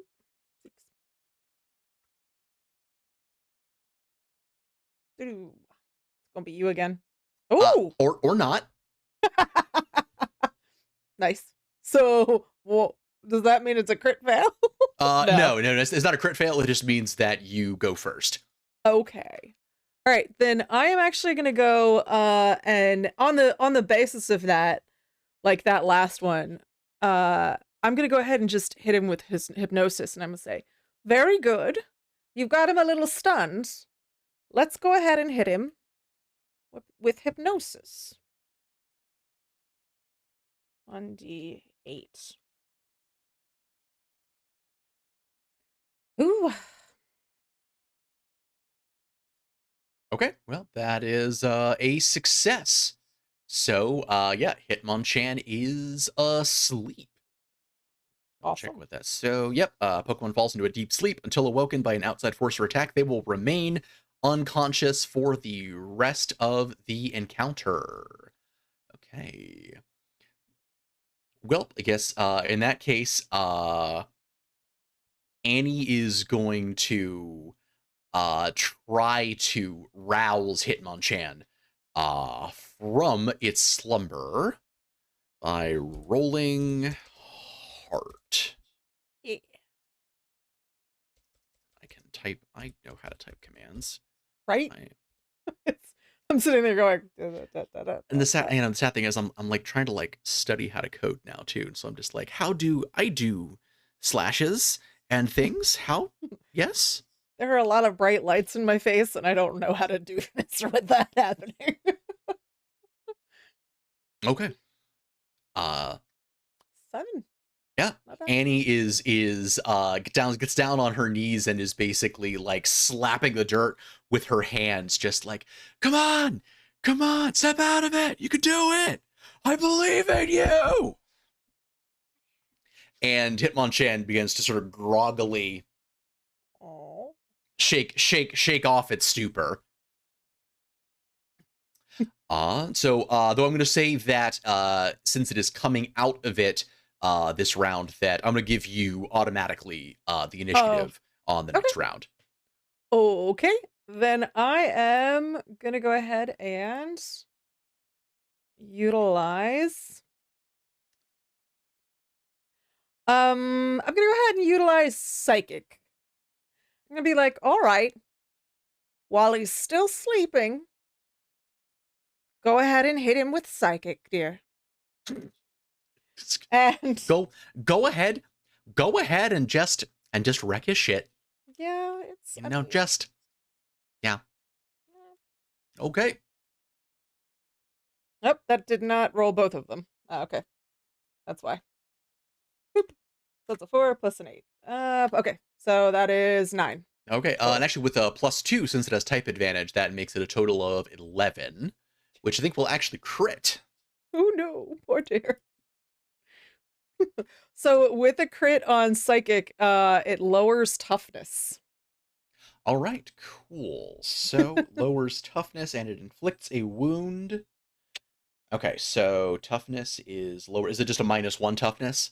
Yeah, it just lowers toughness, like, it chinks away at their armor, essentially. Gotcha. Okay, cool. All right. Well, do you want to describe how that psychic looks? So, the way this looks is that, Mr. Mime, having put him to sleep, and then, he was all relaxed because, "Oh, the opponent's asleep, this is fine."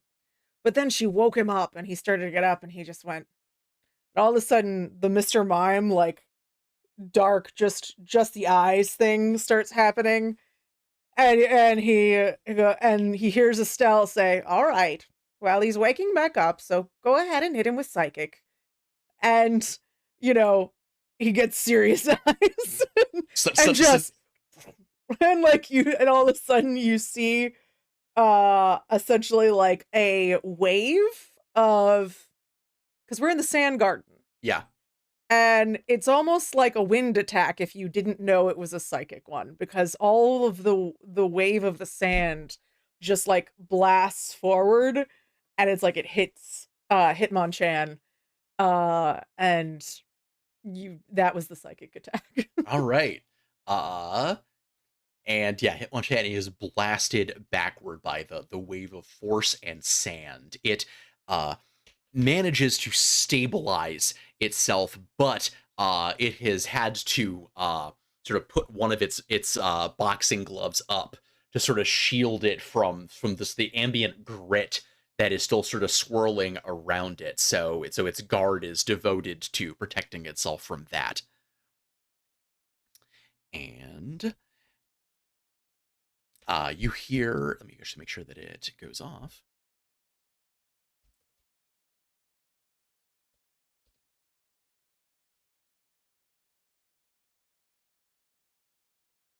Oh, Ooh, okay, and nice. yeah, that aces. I don't know what it would do on an ace, but okay. But you hear Annie say, "All right, come on, Jed, shake, come on, shake it off, agility, agility, move those feet." As it begins to sort of hop around the ring, trying to get an angle on Mr. Mime as it tries to reclose that distance again. And as it does, it begins to go faster and faster and faster, becoming more and more of a blur. Mm. And so to roll off for the next round. Oh yeah.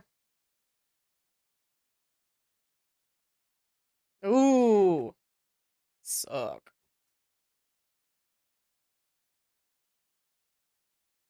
Ooh, you win. Yep.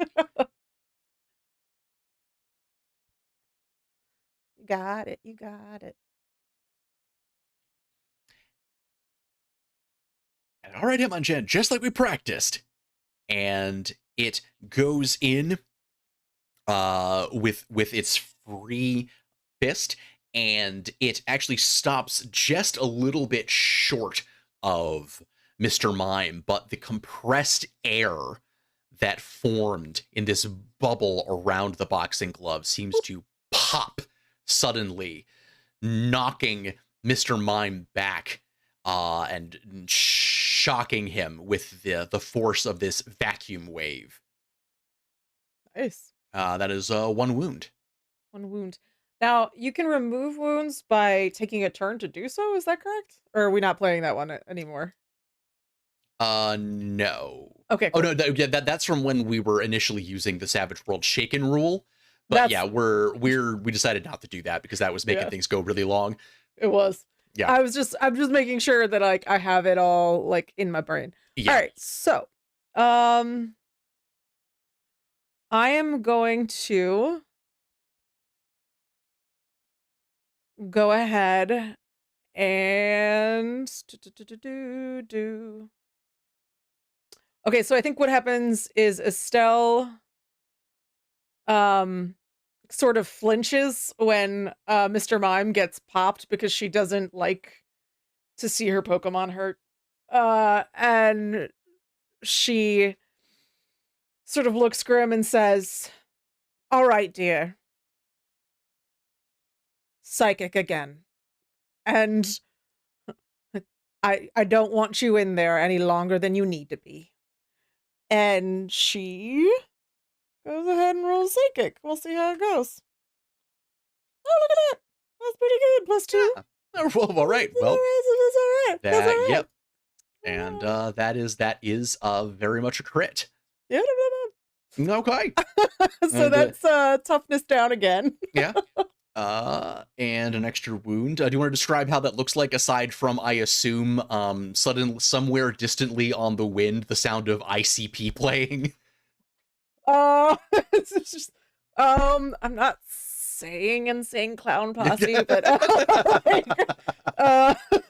no, I think Mr. Mime once again is just like for a brief moment, there's that anger in Mr. Mime's eyes, because you've never seen anger. Mr. Mime always looks vaguely threatening. But it's never angry. But he just got popped in the face. That's not okay. Also, Estelle's worried, and that's not okay. You can't just do that to my trainer. And so this time when Mr. Mime does psychic, you only see a little bit of the dust move, and it's because when things go very fast and hit very hard, sometimes it just doesn't disturb anything, and it just barrels and knocks over, sends Hitmonchan flying.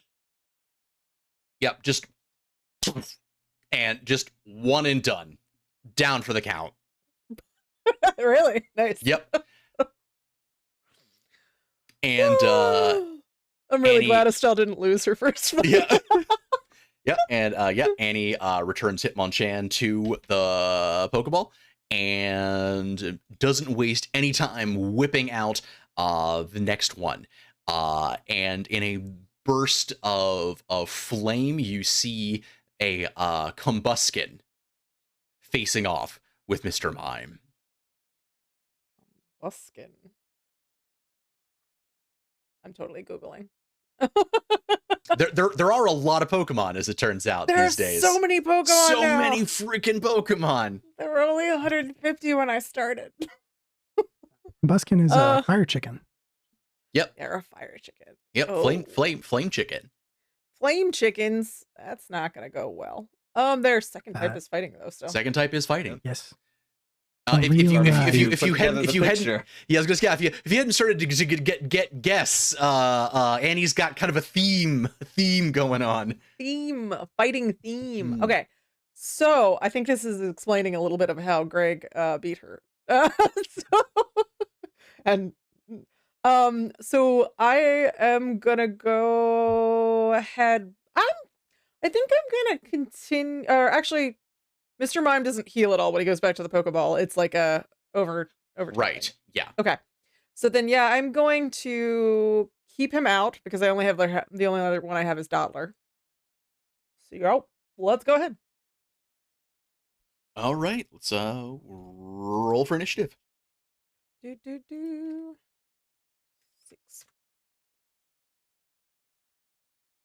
Chris, you win. Oh, yep. And I really need to like up my tactics. Whenever we level, I will do that.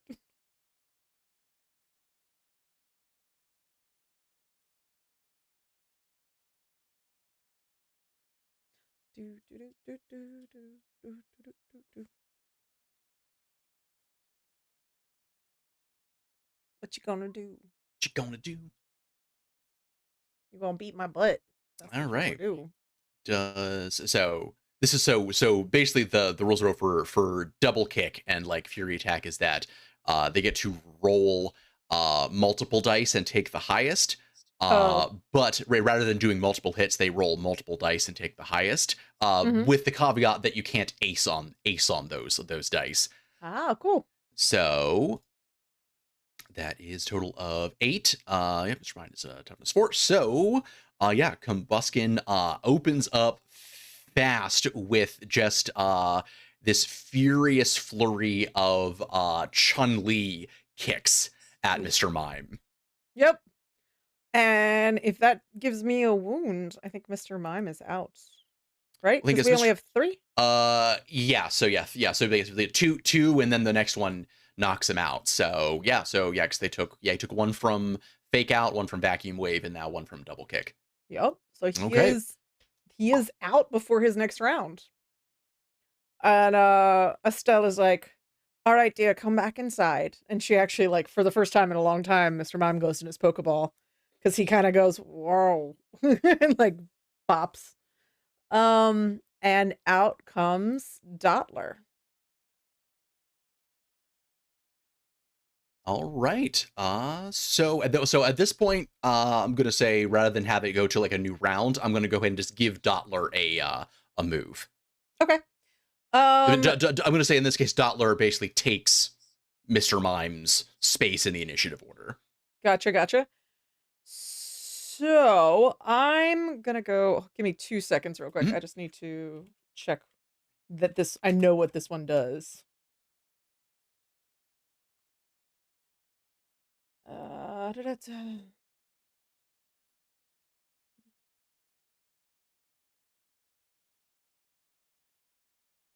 Okay. All right. So I think I am going to do bonk. Struggle Bug. So yeah. Let me go ahead and hit Struggle Bug. And nope, that is not what I wanted. Do. Slashes and rolls. No, I'm still used to doing the exclamation point from Discord. Theme.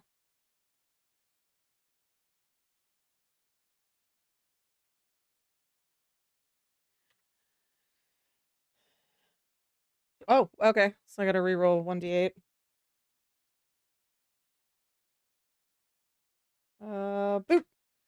So, Estelle, super Okay. upset at Mr. Mime being knocked out, gives a very impassioned the encouragement to Dottler, and she says, "All right, it's just the 2 of us now.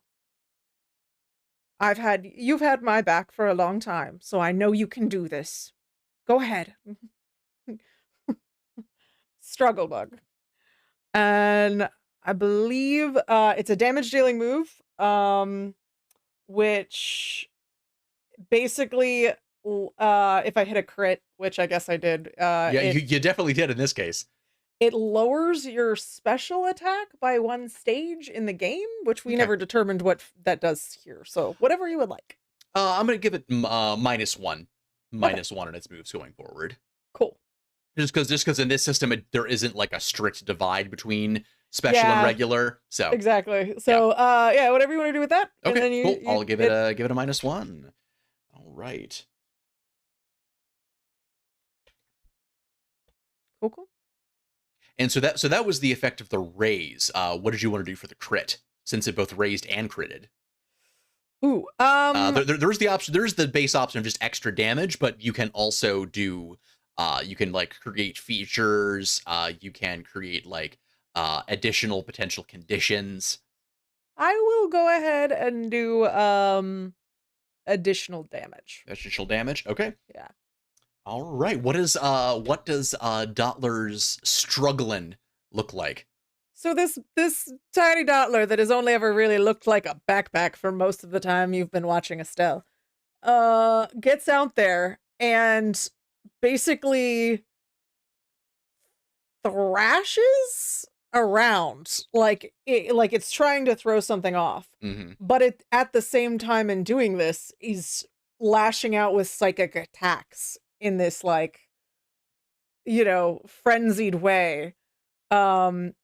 That actually just basically damages the area. It's almost like an area effect. Mm-hmm. So that is so like you have like the sand being like kind of broken up, a couple of the beautiful rocks get chipped. And there's this bug just thrashing around, just whipping around for the first time you've ever seen it move. Yeah, well, yeah, and yeah, in the midst of this, Combuskin gets just thrown all around the arena in this chaos.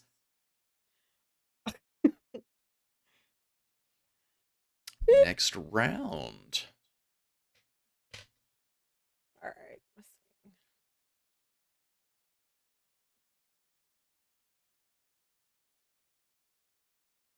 You win. Yep. Okay.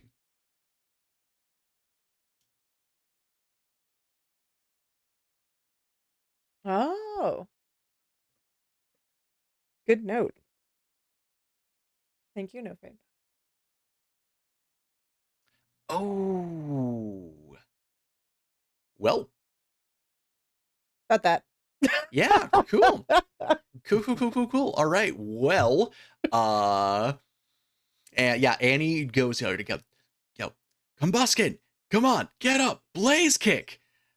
And sure, Combuskin gets up and immediately begins, spinning, the heat rolling off of its legs in these spiraling galaxy arm waves. But it has been so thrown about by Dottler's struggle bug that it is not even kinda in the right part of the arena. Use blaze kick. Not like that.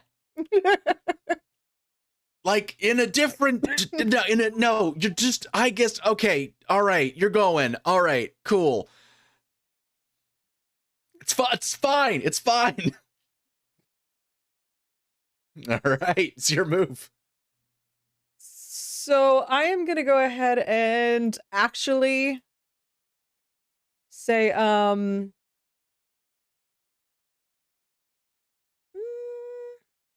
I'm gonna go ahead and say, let's keep going with that. That you're doing very well, Doddler. Just, Just keep go on ahead. struggling. Yeah, just keep on struggle bugging. The struggle is real. The struggle bug is doing a thing. I'm gonna try this exclamation point and we'll see if it works. Cool. I mean, it didn't interfere with it, so Okay, yeah. Okay. Yeah, all right. Well, no, well, and that is a crit. How you feeling about extra damage? Um, And also a -2 now. Not No. feeling fantastic about it, but so yeah, Combuskin really riding the struggle bug today. Do you want to describe how that looks? So, if ladybugs could headbang, that is what is happening here. It's just like rocking out. Just Dottler still hears the insane clown posse from inside Mr. Mime's Pokeball. You know what? They're on a wavelength. They've been friends for a long time. And you mess with my big brother type of thing, I guess. Yeah, well, Combuskin is all struggled out. It is tottering this way and that. It takes a couple of steps towards Dottler and then just sort of like face plants into the dirt. And Annie returns Combuskin to Pokeball and whips out the next one. And Dottler is facing off against this cross-legged, levitating figure of a Medicham.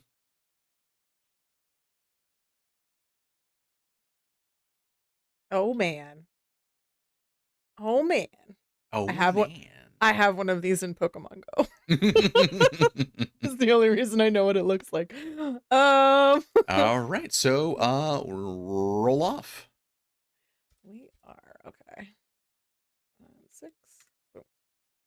Ooh, that exploded. Let's do it again. Oh, that was Oh, me, that was actually. you. That was me. We did it. We did it. My little old heart, my old lady heart. It got so excited. Oh no. That I was so disappointed because I have also crit failed.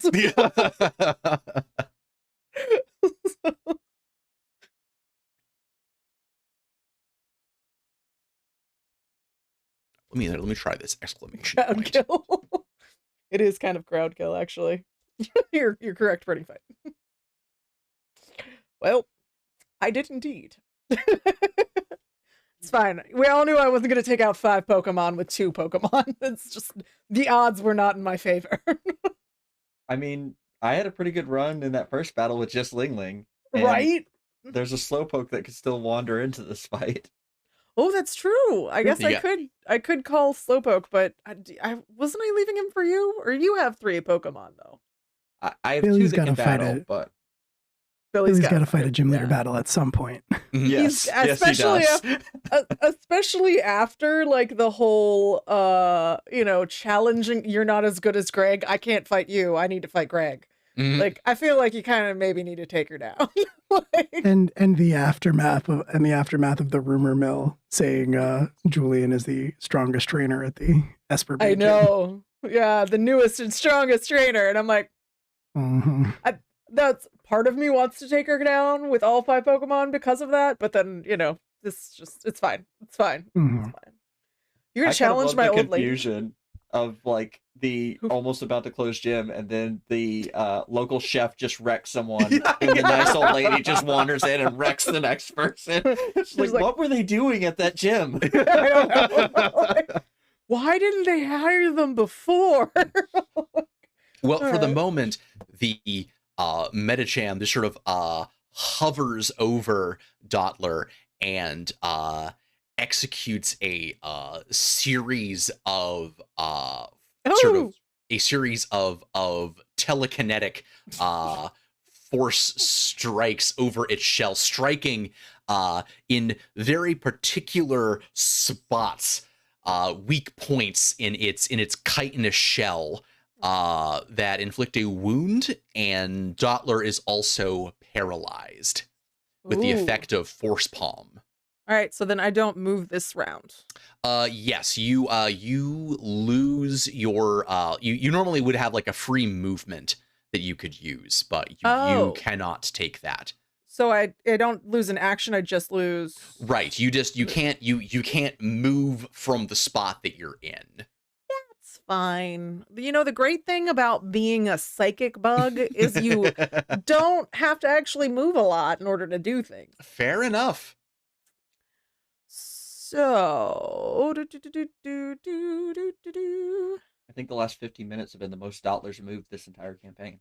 it is actually like this just like headbanging thing is working out pretty well, but let me actually take one look at this one because I want to make sure I know what the damage.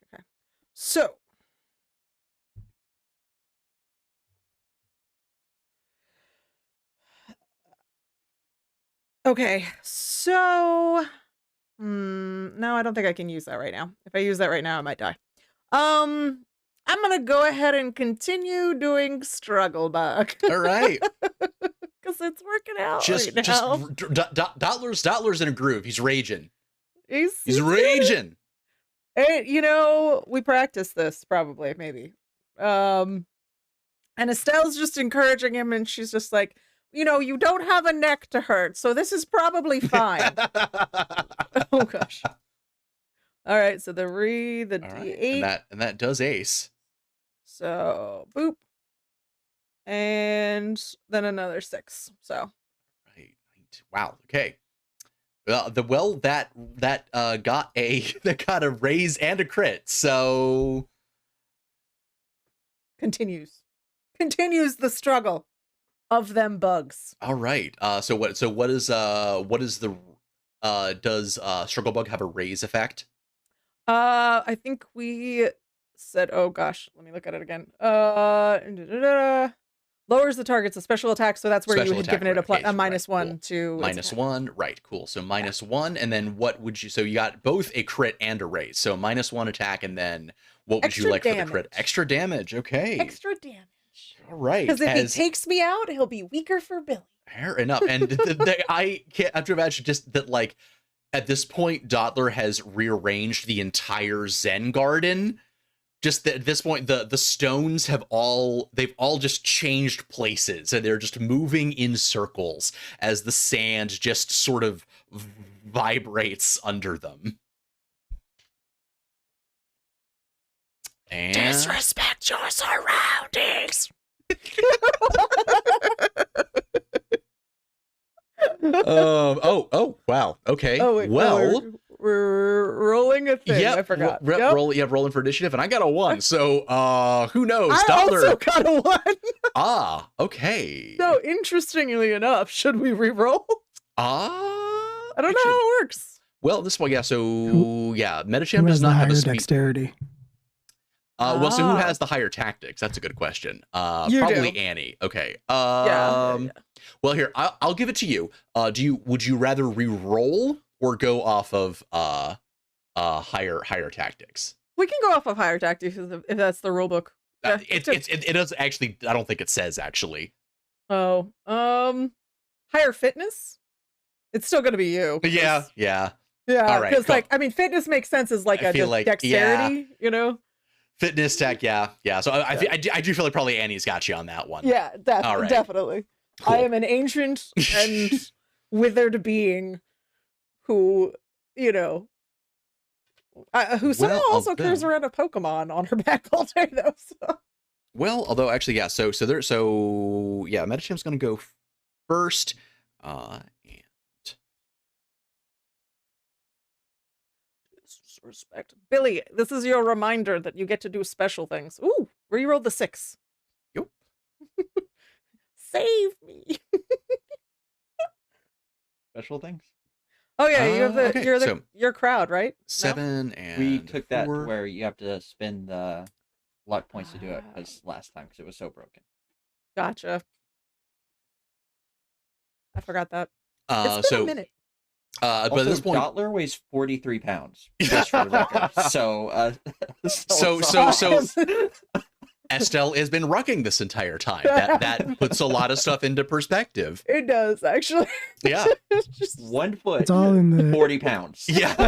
it's all in the legs and the shoulders. Yep. That's, All that's right. what it is. it's very condensed core training. Dottler's the group weight. Right. Yeah. Gotcha. Cool.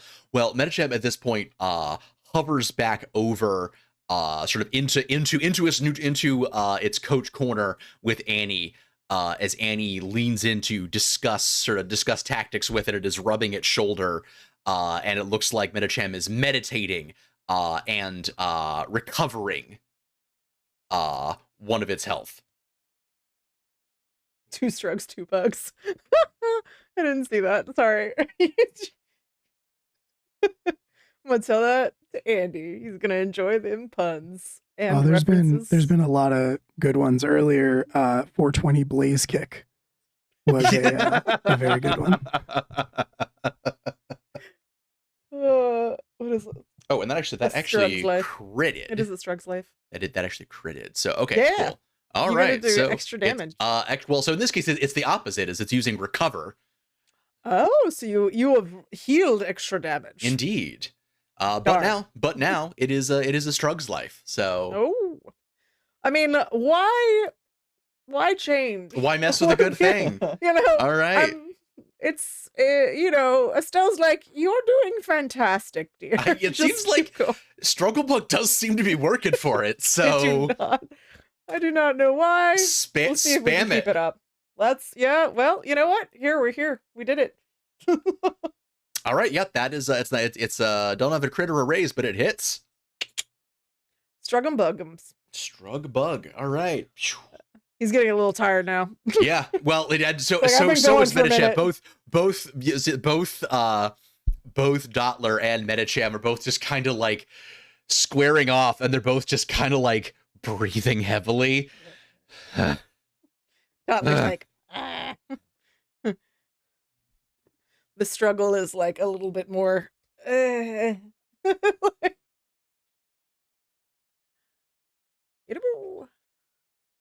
Oh, you. Oh, yeah. All right.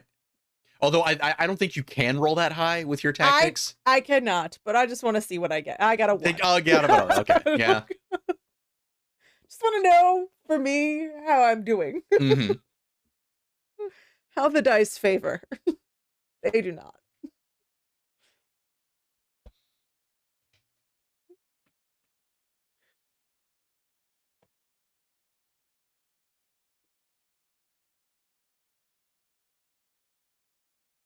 Ooh. All right. Well, that's a womp You know what? womp.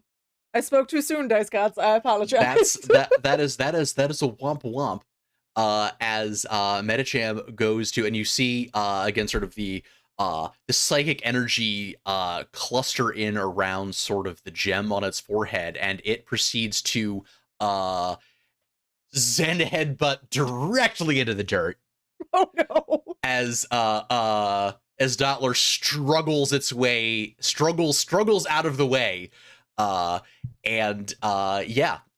Metacham eats shit. Oops. Not All a good right. day for Zen headbutts. No, It is- no, you know- indeed. 1d8. See if this explosion thing works. And doo-doo. You know what?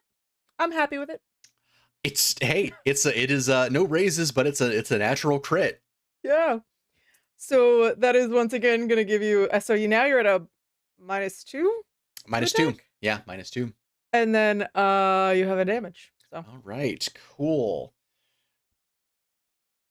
Coming down to it. So wait, does it do the special thing when it raises, or does it do the special thing when it crits? So it's one of those things where a raise will automatically give it the extra status effect. Alternatively, you can also choose to give it the status effect on a crit. Oh, okay. And then well, so if you raise, but you can only do the extra damage on a crit. okay, then I'll just do the extra damage. Just do the extra damage. Okay. Yeah. All right. So actually, yeah, and well, in that case, Metacham is down. Yes. Sorry, I'm really happy with that. All right. Hey, Dottler been putting in work this match. Getting it. And yeah, all right. Metacham goes back to its Pokeball. Annie is just looks at Estelle and is like, "Dang, Estelle, you sure? You've been holding out on me all these years." Well, I did live with Ephraim for, it must have been 40 years, dear. All right, well, show me what you got. Machoke, go. And Oh, no. and yeah, Dottler's just looking up at just this hulking Machoke staring down at it. How dare you? You're gonna send a Machoke after my, is it 1 foot? 1 foot. Yeah. 43 12 pounds, though. Oh, all right. Well, so I only got a 3 on my initiative. So if you wanna, Let's see you what we might got. be able to beat that. That we matched again. We which matched. means you All go right, fast. which gives it to Annie. Yep. You got this. Well, I hope so. I mean, if I just if I Actually gonna accidentally do- got Billy out of this fight, I'm gonna feel real bad. Actually, I kept rolling well. I'm sorry, Billy. We're going to change the rules. Yeah. Well, Gym leader actually, first. so the move that I am using actually is basically a negative priority move. So it's going to give you the first action anyway. Okay. So you got a shot at here. I mean, I don't think so. I know that's but let's No, I'm gonna trust in my trust. Actually, you know what? I'm gonna use endure, which is, and I'm gonna I think what happens is Estelle sees this it's very clear that Machoke is choosing to wait. It's picking its moment, and she says, "Wait, endure," and Dottler kind of cocks its head a little bit, like it's confused. Struggle Bug's been working, but it trusts Estelle, and they have a little bit of a connection, so it kind of gets a sense of her trepidation. And it does endure, which what endure is a move that allows me, is a non-damaging move, which basically means that for the rest of the turn, for the next hit, allows the user to survive any attack that would cause it to faint, leaving me with 1 HP instead, which I'm assuming means I can't take my last wound. No, okay, yeah, no, makes sense. So Well, actually, probably a solid move, as the next one was specifically designed. It's an auto hit that takes negative priority. As Machoke just squats down, scoops up Dottler, clinching it in a vital throw, and just like suplexes them both backward. oh, Estelle's like, oh. But then upon sort of rolling off of Dottler and like standing over it, striking a triumphant pose, and then just kind of looks down, and Dottler still just kind of. But you still have to roll to make it happen, right? I think I do. Vital throw. You have to roll for endure. Yeah, that's I was gonna say. Like, I was gonna stop you, but yeah, that is what is happening. So let's see how well endure. Well, tell you what. Yeah, let's see how well Dottler endured. Yeah, let's see. As the dusts. Oh, Jesus. Nice. Well, Dottler did quite well. Dottler did endure. They endure. So does Dottler continues. So do I take damage or do I? No. Okay. So how much health did Dottler have left? Dottler had 2, so I assume I can take 1, but I won't ever take my 3rd if I have just done endure. Gotcha. Okay, so yeah, in this case, so it's an auto hit, so it can't really crit on its own. So go ahead and mark off 1 wound. Yeah, it's not as useful of a thing when people can just keep fighting. They don't have energy to run out of, but right, still, it's fine. I feel like I used it well. Yeah. So, all right. Now that Dottler is in arms, let's see what's next. All right. Well, let's go. Oh, okay. Oh, so yeah, right, you get to go first. All right, I'm going first. You're going first. Yeah.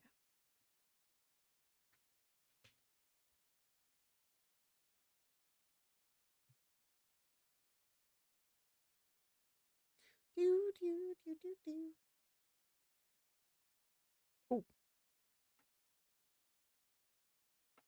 Right. And at this point, Macho, looking a bit frustrated, then proceeds to pick up Dottler and just wings it directly, like pitches it like a football directly into one of the Zen Garden stones. And Dottler, to his credit, just crashes directly through it, shatters the stone upon impact, but does take a wound in the process. Okay. Does endure last until I do my next move, or does it last? I would say it lasts until you perform your next move. Yeah. So, okay, then yeah, I don't die. All right. So Dottler, so Dottler should still be on its last wound at this point, right? It's on its last wound. It hasn't fainted because endures. Cool. All right. Like that. Okay. Cool. I get to make one more move before I die. I'm going to have Dottler do. Actually.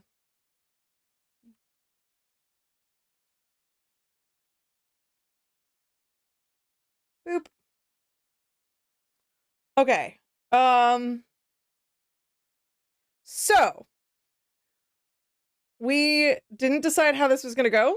Okay. But I would like to use Leech Life, which inflicts damage and then restores health to me. So do we want to do a 1-to-1 on that? So how I think we've been doing that has been that the gaining back a health is basically its raise effect. It's raise or its crit effect. Okay, gotcha. All right, then let's see what we do. 8. Nope. No raise in crits, but no raise or crit, but it does do damage. It does do damage, but probably going out next round. Well, let's see. You know, I've definitely had a couple of rough rolls this fight. So, You did all not, right. though. Well, let's. Ooh. What's dragon? Well, actually, yeah. Okay, so we did both ace. So let's see what we got. Okay, so we got a total of 13. Oh no. Oh no.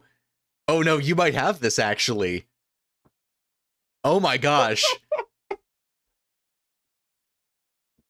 Okay. Okay, that becomes like a bonus action or something. So you're going first. I am gonna hit with leech life again. Okay. All right. And second. And third.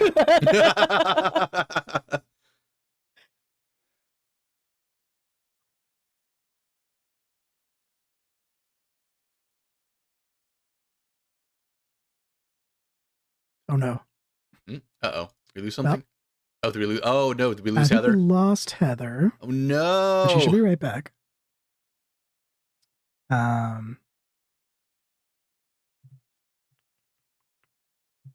Yeah, unfortunately it's not a blip. She is fully out, but she should be returning. Hopefully soon.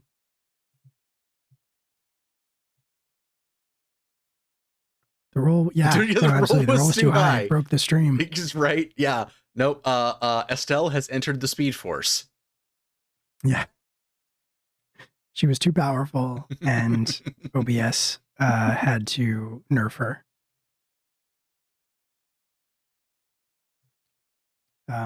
Too much for the meta. Yeah, you know, too much for the meta. How's everybody doing tonight? Yeah. What's your favorite Pokemon? How's everybody doing? And why? Yeah. Favorite Pokemon in the chat. I was asked this a while back. For me, actually, I'm gonna say my stand. Returned. Oh, you're returned. All right, Yeah. let's see All right. if I can roll Leech life. now. All right, let's see if I can roll. Boop. Oh, nice. One of those is a. All right. All right. Oh, it does so. It does not raise or crit, but it's still a damage. Yeah. Right. Doop, doop.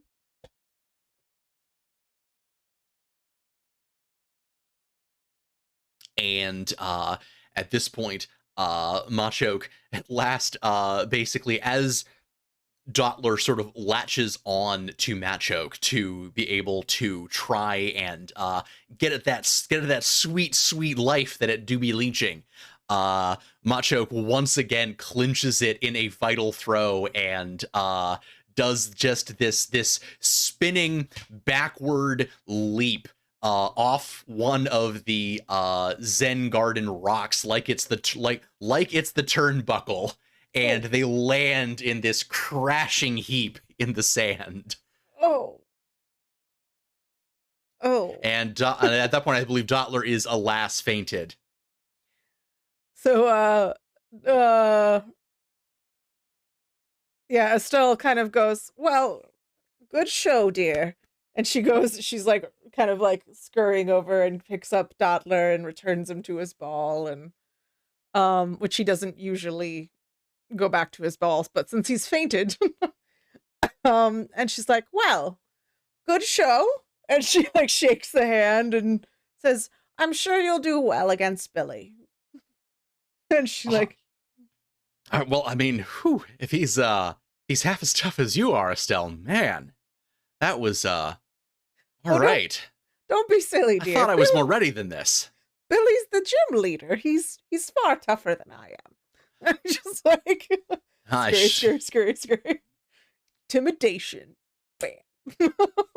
Does this count as me adding a heart to Billy's first roll? Not cheating if I do it not during the thing. No. You can always spend luck points. No, it's good. I'm good. I will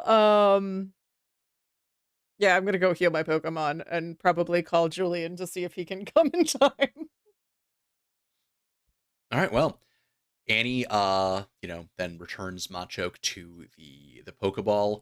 Or actually, no, I should say so Machoke, so she can't revive her fainted Pokemon.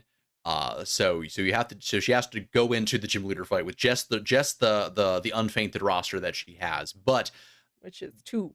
which is 2. But she is able to use a potion to heal Machoke.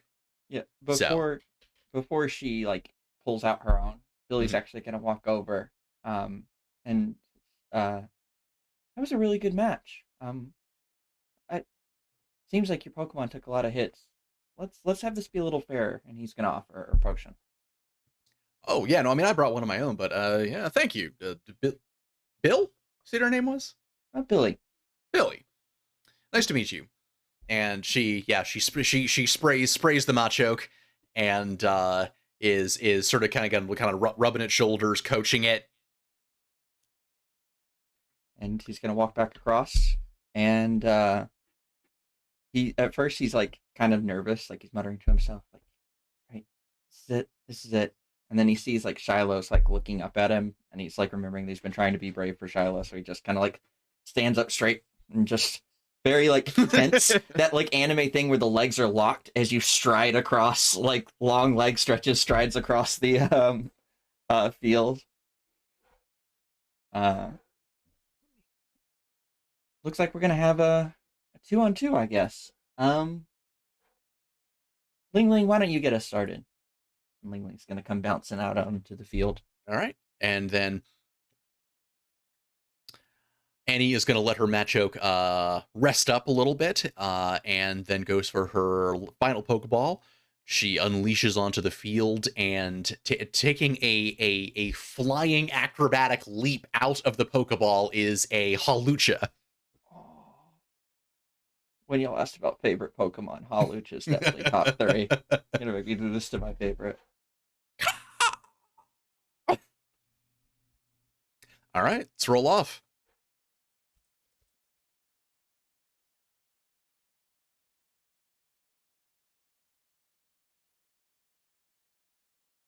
All you. Okay.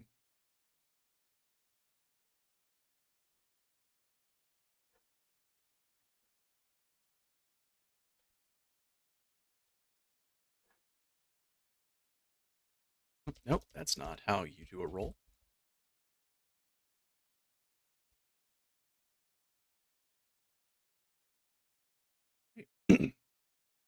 As Hawlucha basically begins to dance around the ring. Again, standing up on the stones, trying to waving its wings, trying to pump up a non-existent crowd. But Annie is just once again also doing the same thing, just like waving to anybody that she can see on the street, just like, yeah, this guy, that's my Hawlucha, right there. Right there. That swords dance. That swords dance that he's doing right now. And it's your go. You know what, Ling Ling? Let's we didn't really get to use them much last time. Let's try some psychic moves. Give him a confusion. And Ling is gonna try for a confusion.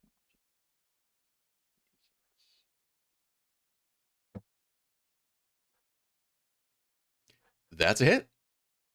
So Ling Ling starts to vibrate, and there's just these kind of little waves coming out of it, and then those waves dissipate and then focus back on the Hawlucha around its head as it just gets these almost an intense migraine from these psychic waves. Yeah, it's been leaping up and down, and then it's kind of like, oh, okay, that was, oh no, and it kind of like falls backward off one of the Zen stones, and that is just what a wound. Mhm. Okay, cool. All right, next round.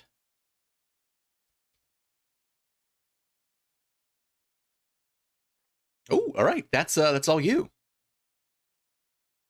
All right, that seemed to work pretty well, Ling Ling. Let's keep it up. Try that again. Ooh. Oof. Oh, that's a crit. Confuse is a status ailment in this one, right? Yes. So yeah, since that would be what the crit would do for confusion. Okay, cool. All right, so yeah, it cannot use its trainer die. And it's going to... Oh, that's gonna... All right, well... All right, yeah, that's double or nothing right there. So...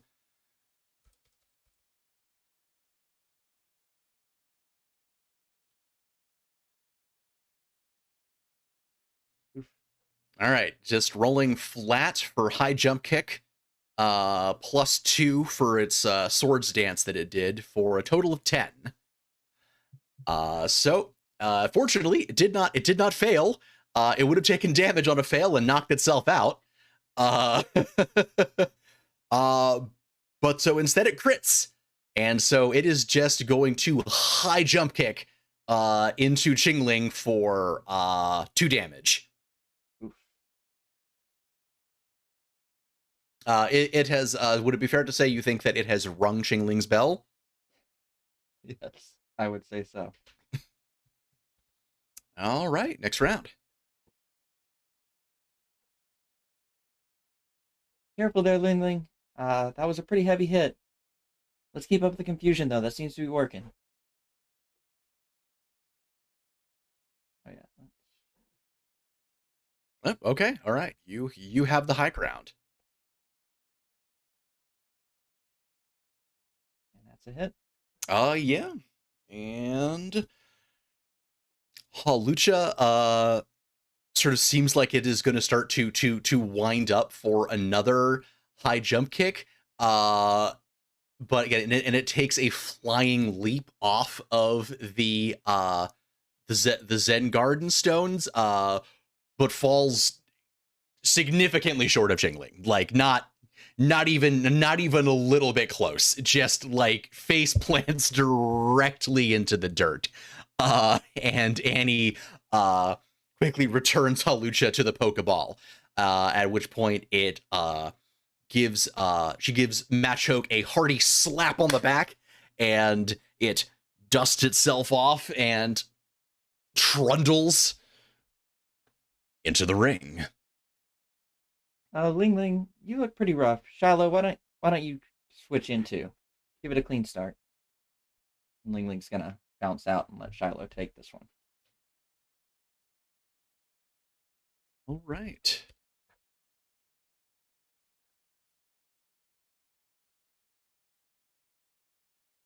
It's all you.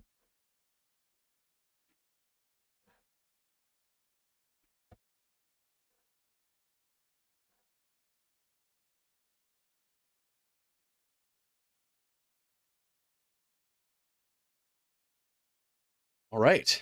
As Oof. Machoke actually, well, the move I chose was bulk up, so it's not a damaging move. As Machoke basically just flexes really, really hard, and you are pretty certain that you have actually, it is flexed so hard, it has gotten such a pump that it is literally more physically massive than it was before. So it gets a bonus. So both attack and defense went up. It gets a bonus on its die rolls. Also, its toughness has gone up. So and since it got a crit, that is a greater boost. So your target number for Machoke is actually going to be 6 as opposed to 4. Okay.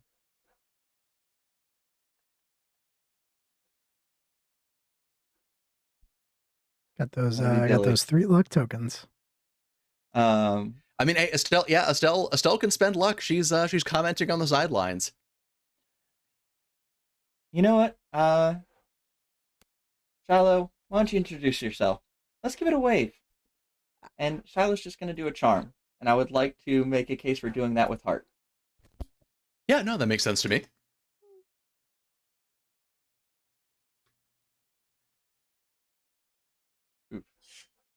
Okay. And I get a +2 because that is fairy versus a fighting. So that is Nice. actually a 10. So it's Okay. a crit. Okay, so what did Charlotte's charm do? Normally it reduces their attack by 2. Gives foes attacking moves a -2. But I did crit, so I was hoping for maybe a little bit more. Sure. Yeah, I think so. So its baseline is a greater Is like a greatly fell? At least that's what we had wrote. The user Yeah. gives it the target, gives its foe attacking moves, rolls a -2. -2. Okay, well, I mean, I guess I'll go with -3 since it critted. So it has gone from a +2 attack to a net -1. Shiloh's just so adorable. It sure is. All right, let's roll off.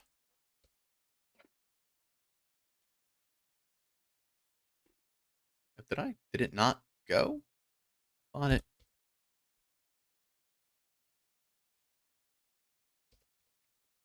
It doesn't. There we go. There we go. Yeah, that's all you.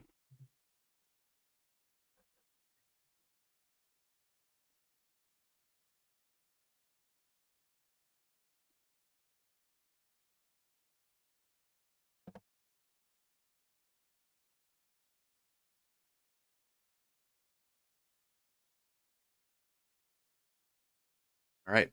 As you hear Annie calling out to Machoke, "Don't be fooled, man! No, don't be fooled! No, I know that Ralts. That Ralts is a born killer. It's a born killer. You can see it in its eyes. Give him your game face. Give him your game face." As Machoke does its best to put on a scary face for Ralts. That is a -2 to Ralts' speed. So your tactics roll for your initiative will have to subtract 2. Oh, because I'm doing so well at those. Really just locking in that go 1 second. All right. Well, this is all nice back and forth, but Ralts, let's say we get this started. Let's try a psychic. That is.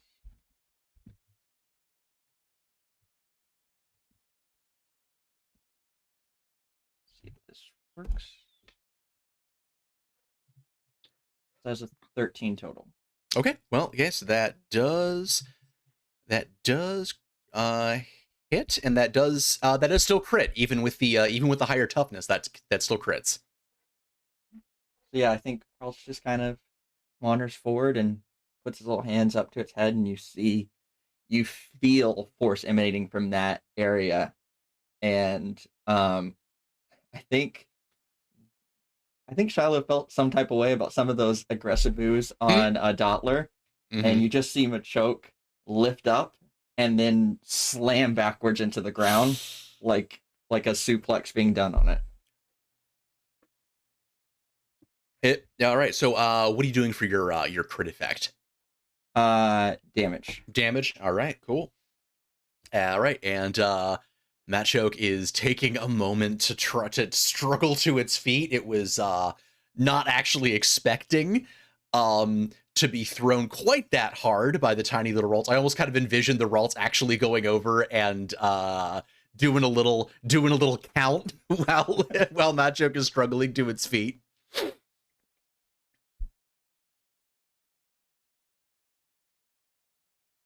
And we'll roll off.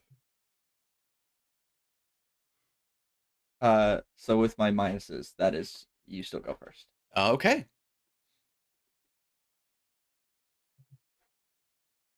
We really missed our opportunity to have a wrestling match, or a wrestling like arena for our gym.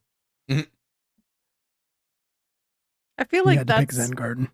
I feel like that's like the place. Both Halucha and Machoke are definitely doing their best with what they got. Yeah. I feel like that's kind of like the realm of fighting gyms too. Like the Absolutely. Zen Garden like makes sense for the psychic thing, you know.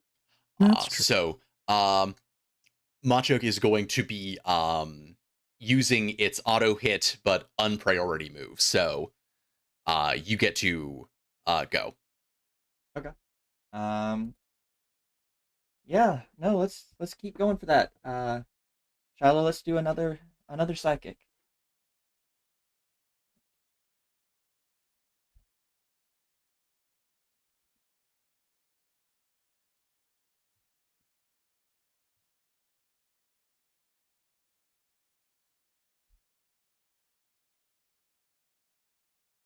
So 8 total.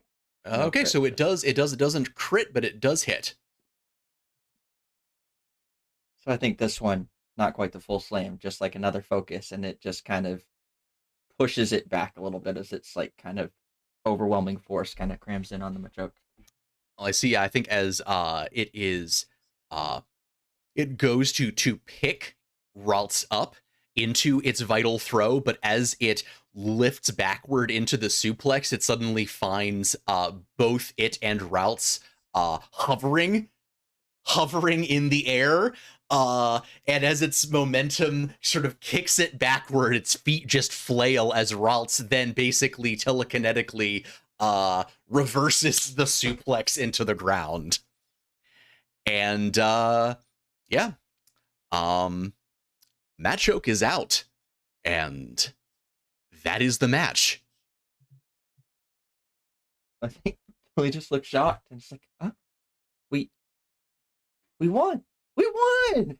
And he just comes running and he grabs Shiloh and lifts him up and is spinning around, and Ling Ling is going crazy, just ringing a bell all over the place, bouncing around the arena.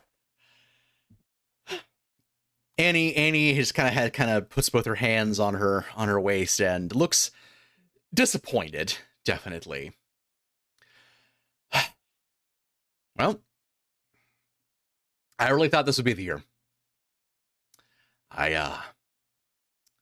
guess I just gotta stay on my grind, I guess. Probably like a few more gyms. Next region over. She goes and she kind of fishes out a wallet and takes out sort of the winner's fee for the gym leader. And she holds out her hand. This time next year, Bill? Looking forward to it. Shakes her hand. Yeah. And I think it's probably about this time that Julian gets back to the gym. So was there anyone watching like us with that victory? It was one there, knows. There were a couple of people like hanging out like on the street that saw it, but that was it. That was it. Which is even better because now the story tomorrow is like, no, there's this crazy fighting trainer, and then Estelle took out like 4, and then Billy. Oh yeah, Estelle and Billy Baker like clean house. Yeah, absolutely. Yeah, sure. And then Julian came back.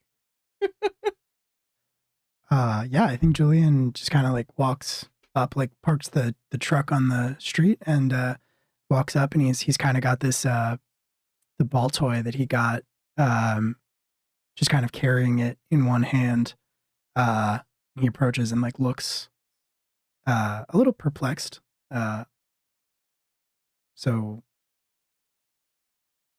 is there a battle? And Billy just sprints over to him and is like, we won! And then like grabs his arms and starts doing the like dancing around, but I imagine much to his chagrin. Yeah. He, I think Julian cannot get away as much as he would like because he is trying to like balance the ball toy that he is holding. And so he's like he's kind of stuck doing it a little bit, mostly just trying to get away. And he's that, yeah, that's great. That's great. Good job, kid. No. Good job. Stell did good too. She took out like 3 or 4 of them. Oh, you finished everything off, Billy. That was amazing. It's a ball toy. How wonderful. Yeah, so I think it's probably around that time that Estelle, you notice the ball toy, and at first it doesn't really like click, but then there is something about it that like you notice how it's been put back together again, and it seems there's something uncannily and unsettlingly familiar about it. So is the ball toy alive? Oh no, yeah, it is. It is okay. a Pokemon. All right, I wasn't sure if it was like a weird. No. It is taxidermy. not. No, it is not. It is a grizzly trophy, but not quite that grizzly. All right, cool. Yeah, no. Oh yes. Ephraim had a ball toy. It evolved into a clay doll though. Yeah, I think Julian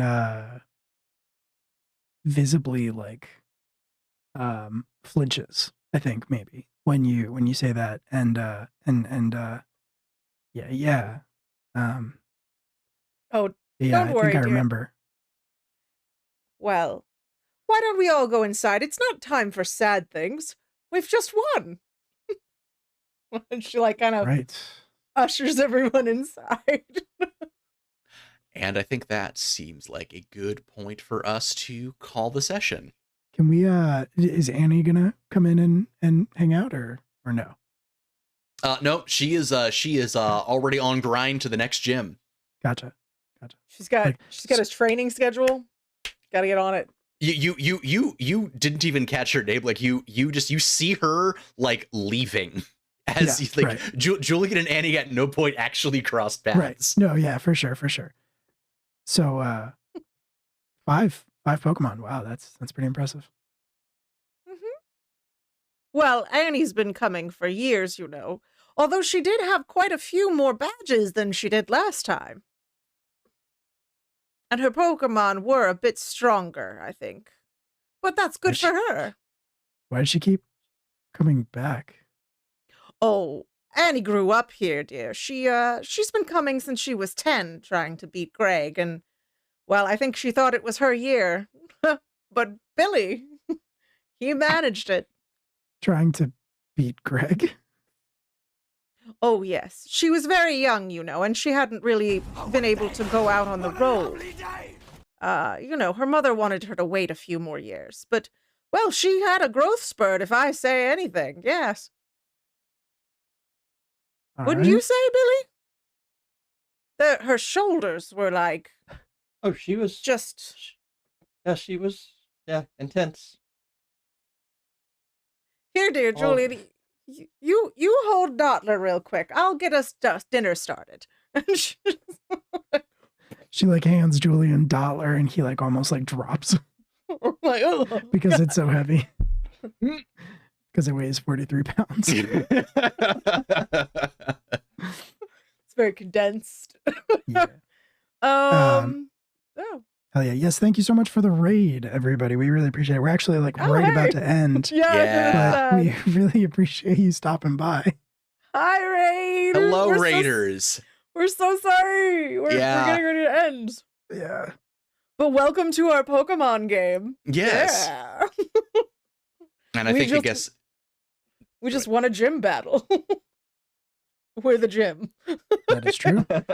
It's not a great gym, but it's ours. We won our second gym battle in 2 sessions. Yeah, I know. Keeping things good, you know. We gotta make this an exclusive badge, like actually hard to get, you know. Flawless track record. Yeah, so far, yeah. So far at least. And I think probably at this point, you see Julian sort of as your kind of balancing Dottler in one hand and cradling the ball toy in the other. I think, you know, your eyes are kind of drawn up to like a corner of the gym that is yet to be fully repaired, and lingering for a moment on some of the broken glass and blackened scorch marks. And that's where we're going to end it for this evening. And thank you all so much for joining us this evening, especially again, especially everyone who donated, and very especially our lovely raiders who joined us for the last couple of minutes of game there. Again, sorry you couldn't catch more of it, but if you would like to know more about this here Pocket Monsters game that we do be running, we run every other Tuesday. And then on the alternating Tuesdays, there is a Dungeons and Dragons game that Will here runs. That is the class reunion game. And just want to say once again, everybody, to thank. I can do outros. That's something that I could do with my words and my mind. You have been talking for like 3 hours pretty much consistently. All right? I mean, I'm the game master. That's no excuse. I'm just saying. Once again, thank you all so much, everybody, for joining us tonight. If you watched, if you donated, if you chatted, followed, subscribed, anything at all, we just want you to know genuinely how much all of that means to us. Everything that we do on this channel benefits really great causes, and we would not be able to make any of that happen without all of you. So honestly, genuinely, thank you all so much. Like I said, we'll be back 2 weeks from now with the next session of Missing Numbers. Next Tuesday, we have a class reunion, Dungeons and Dragons game run by Will. And Will, you're so much better with the stream schedule than I am. What is the actual next thing on Live from the Apocalypse this week? Oh, good.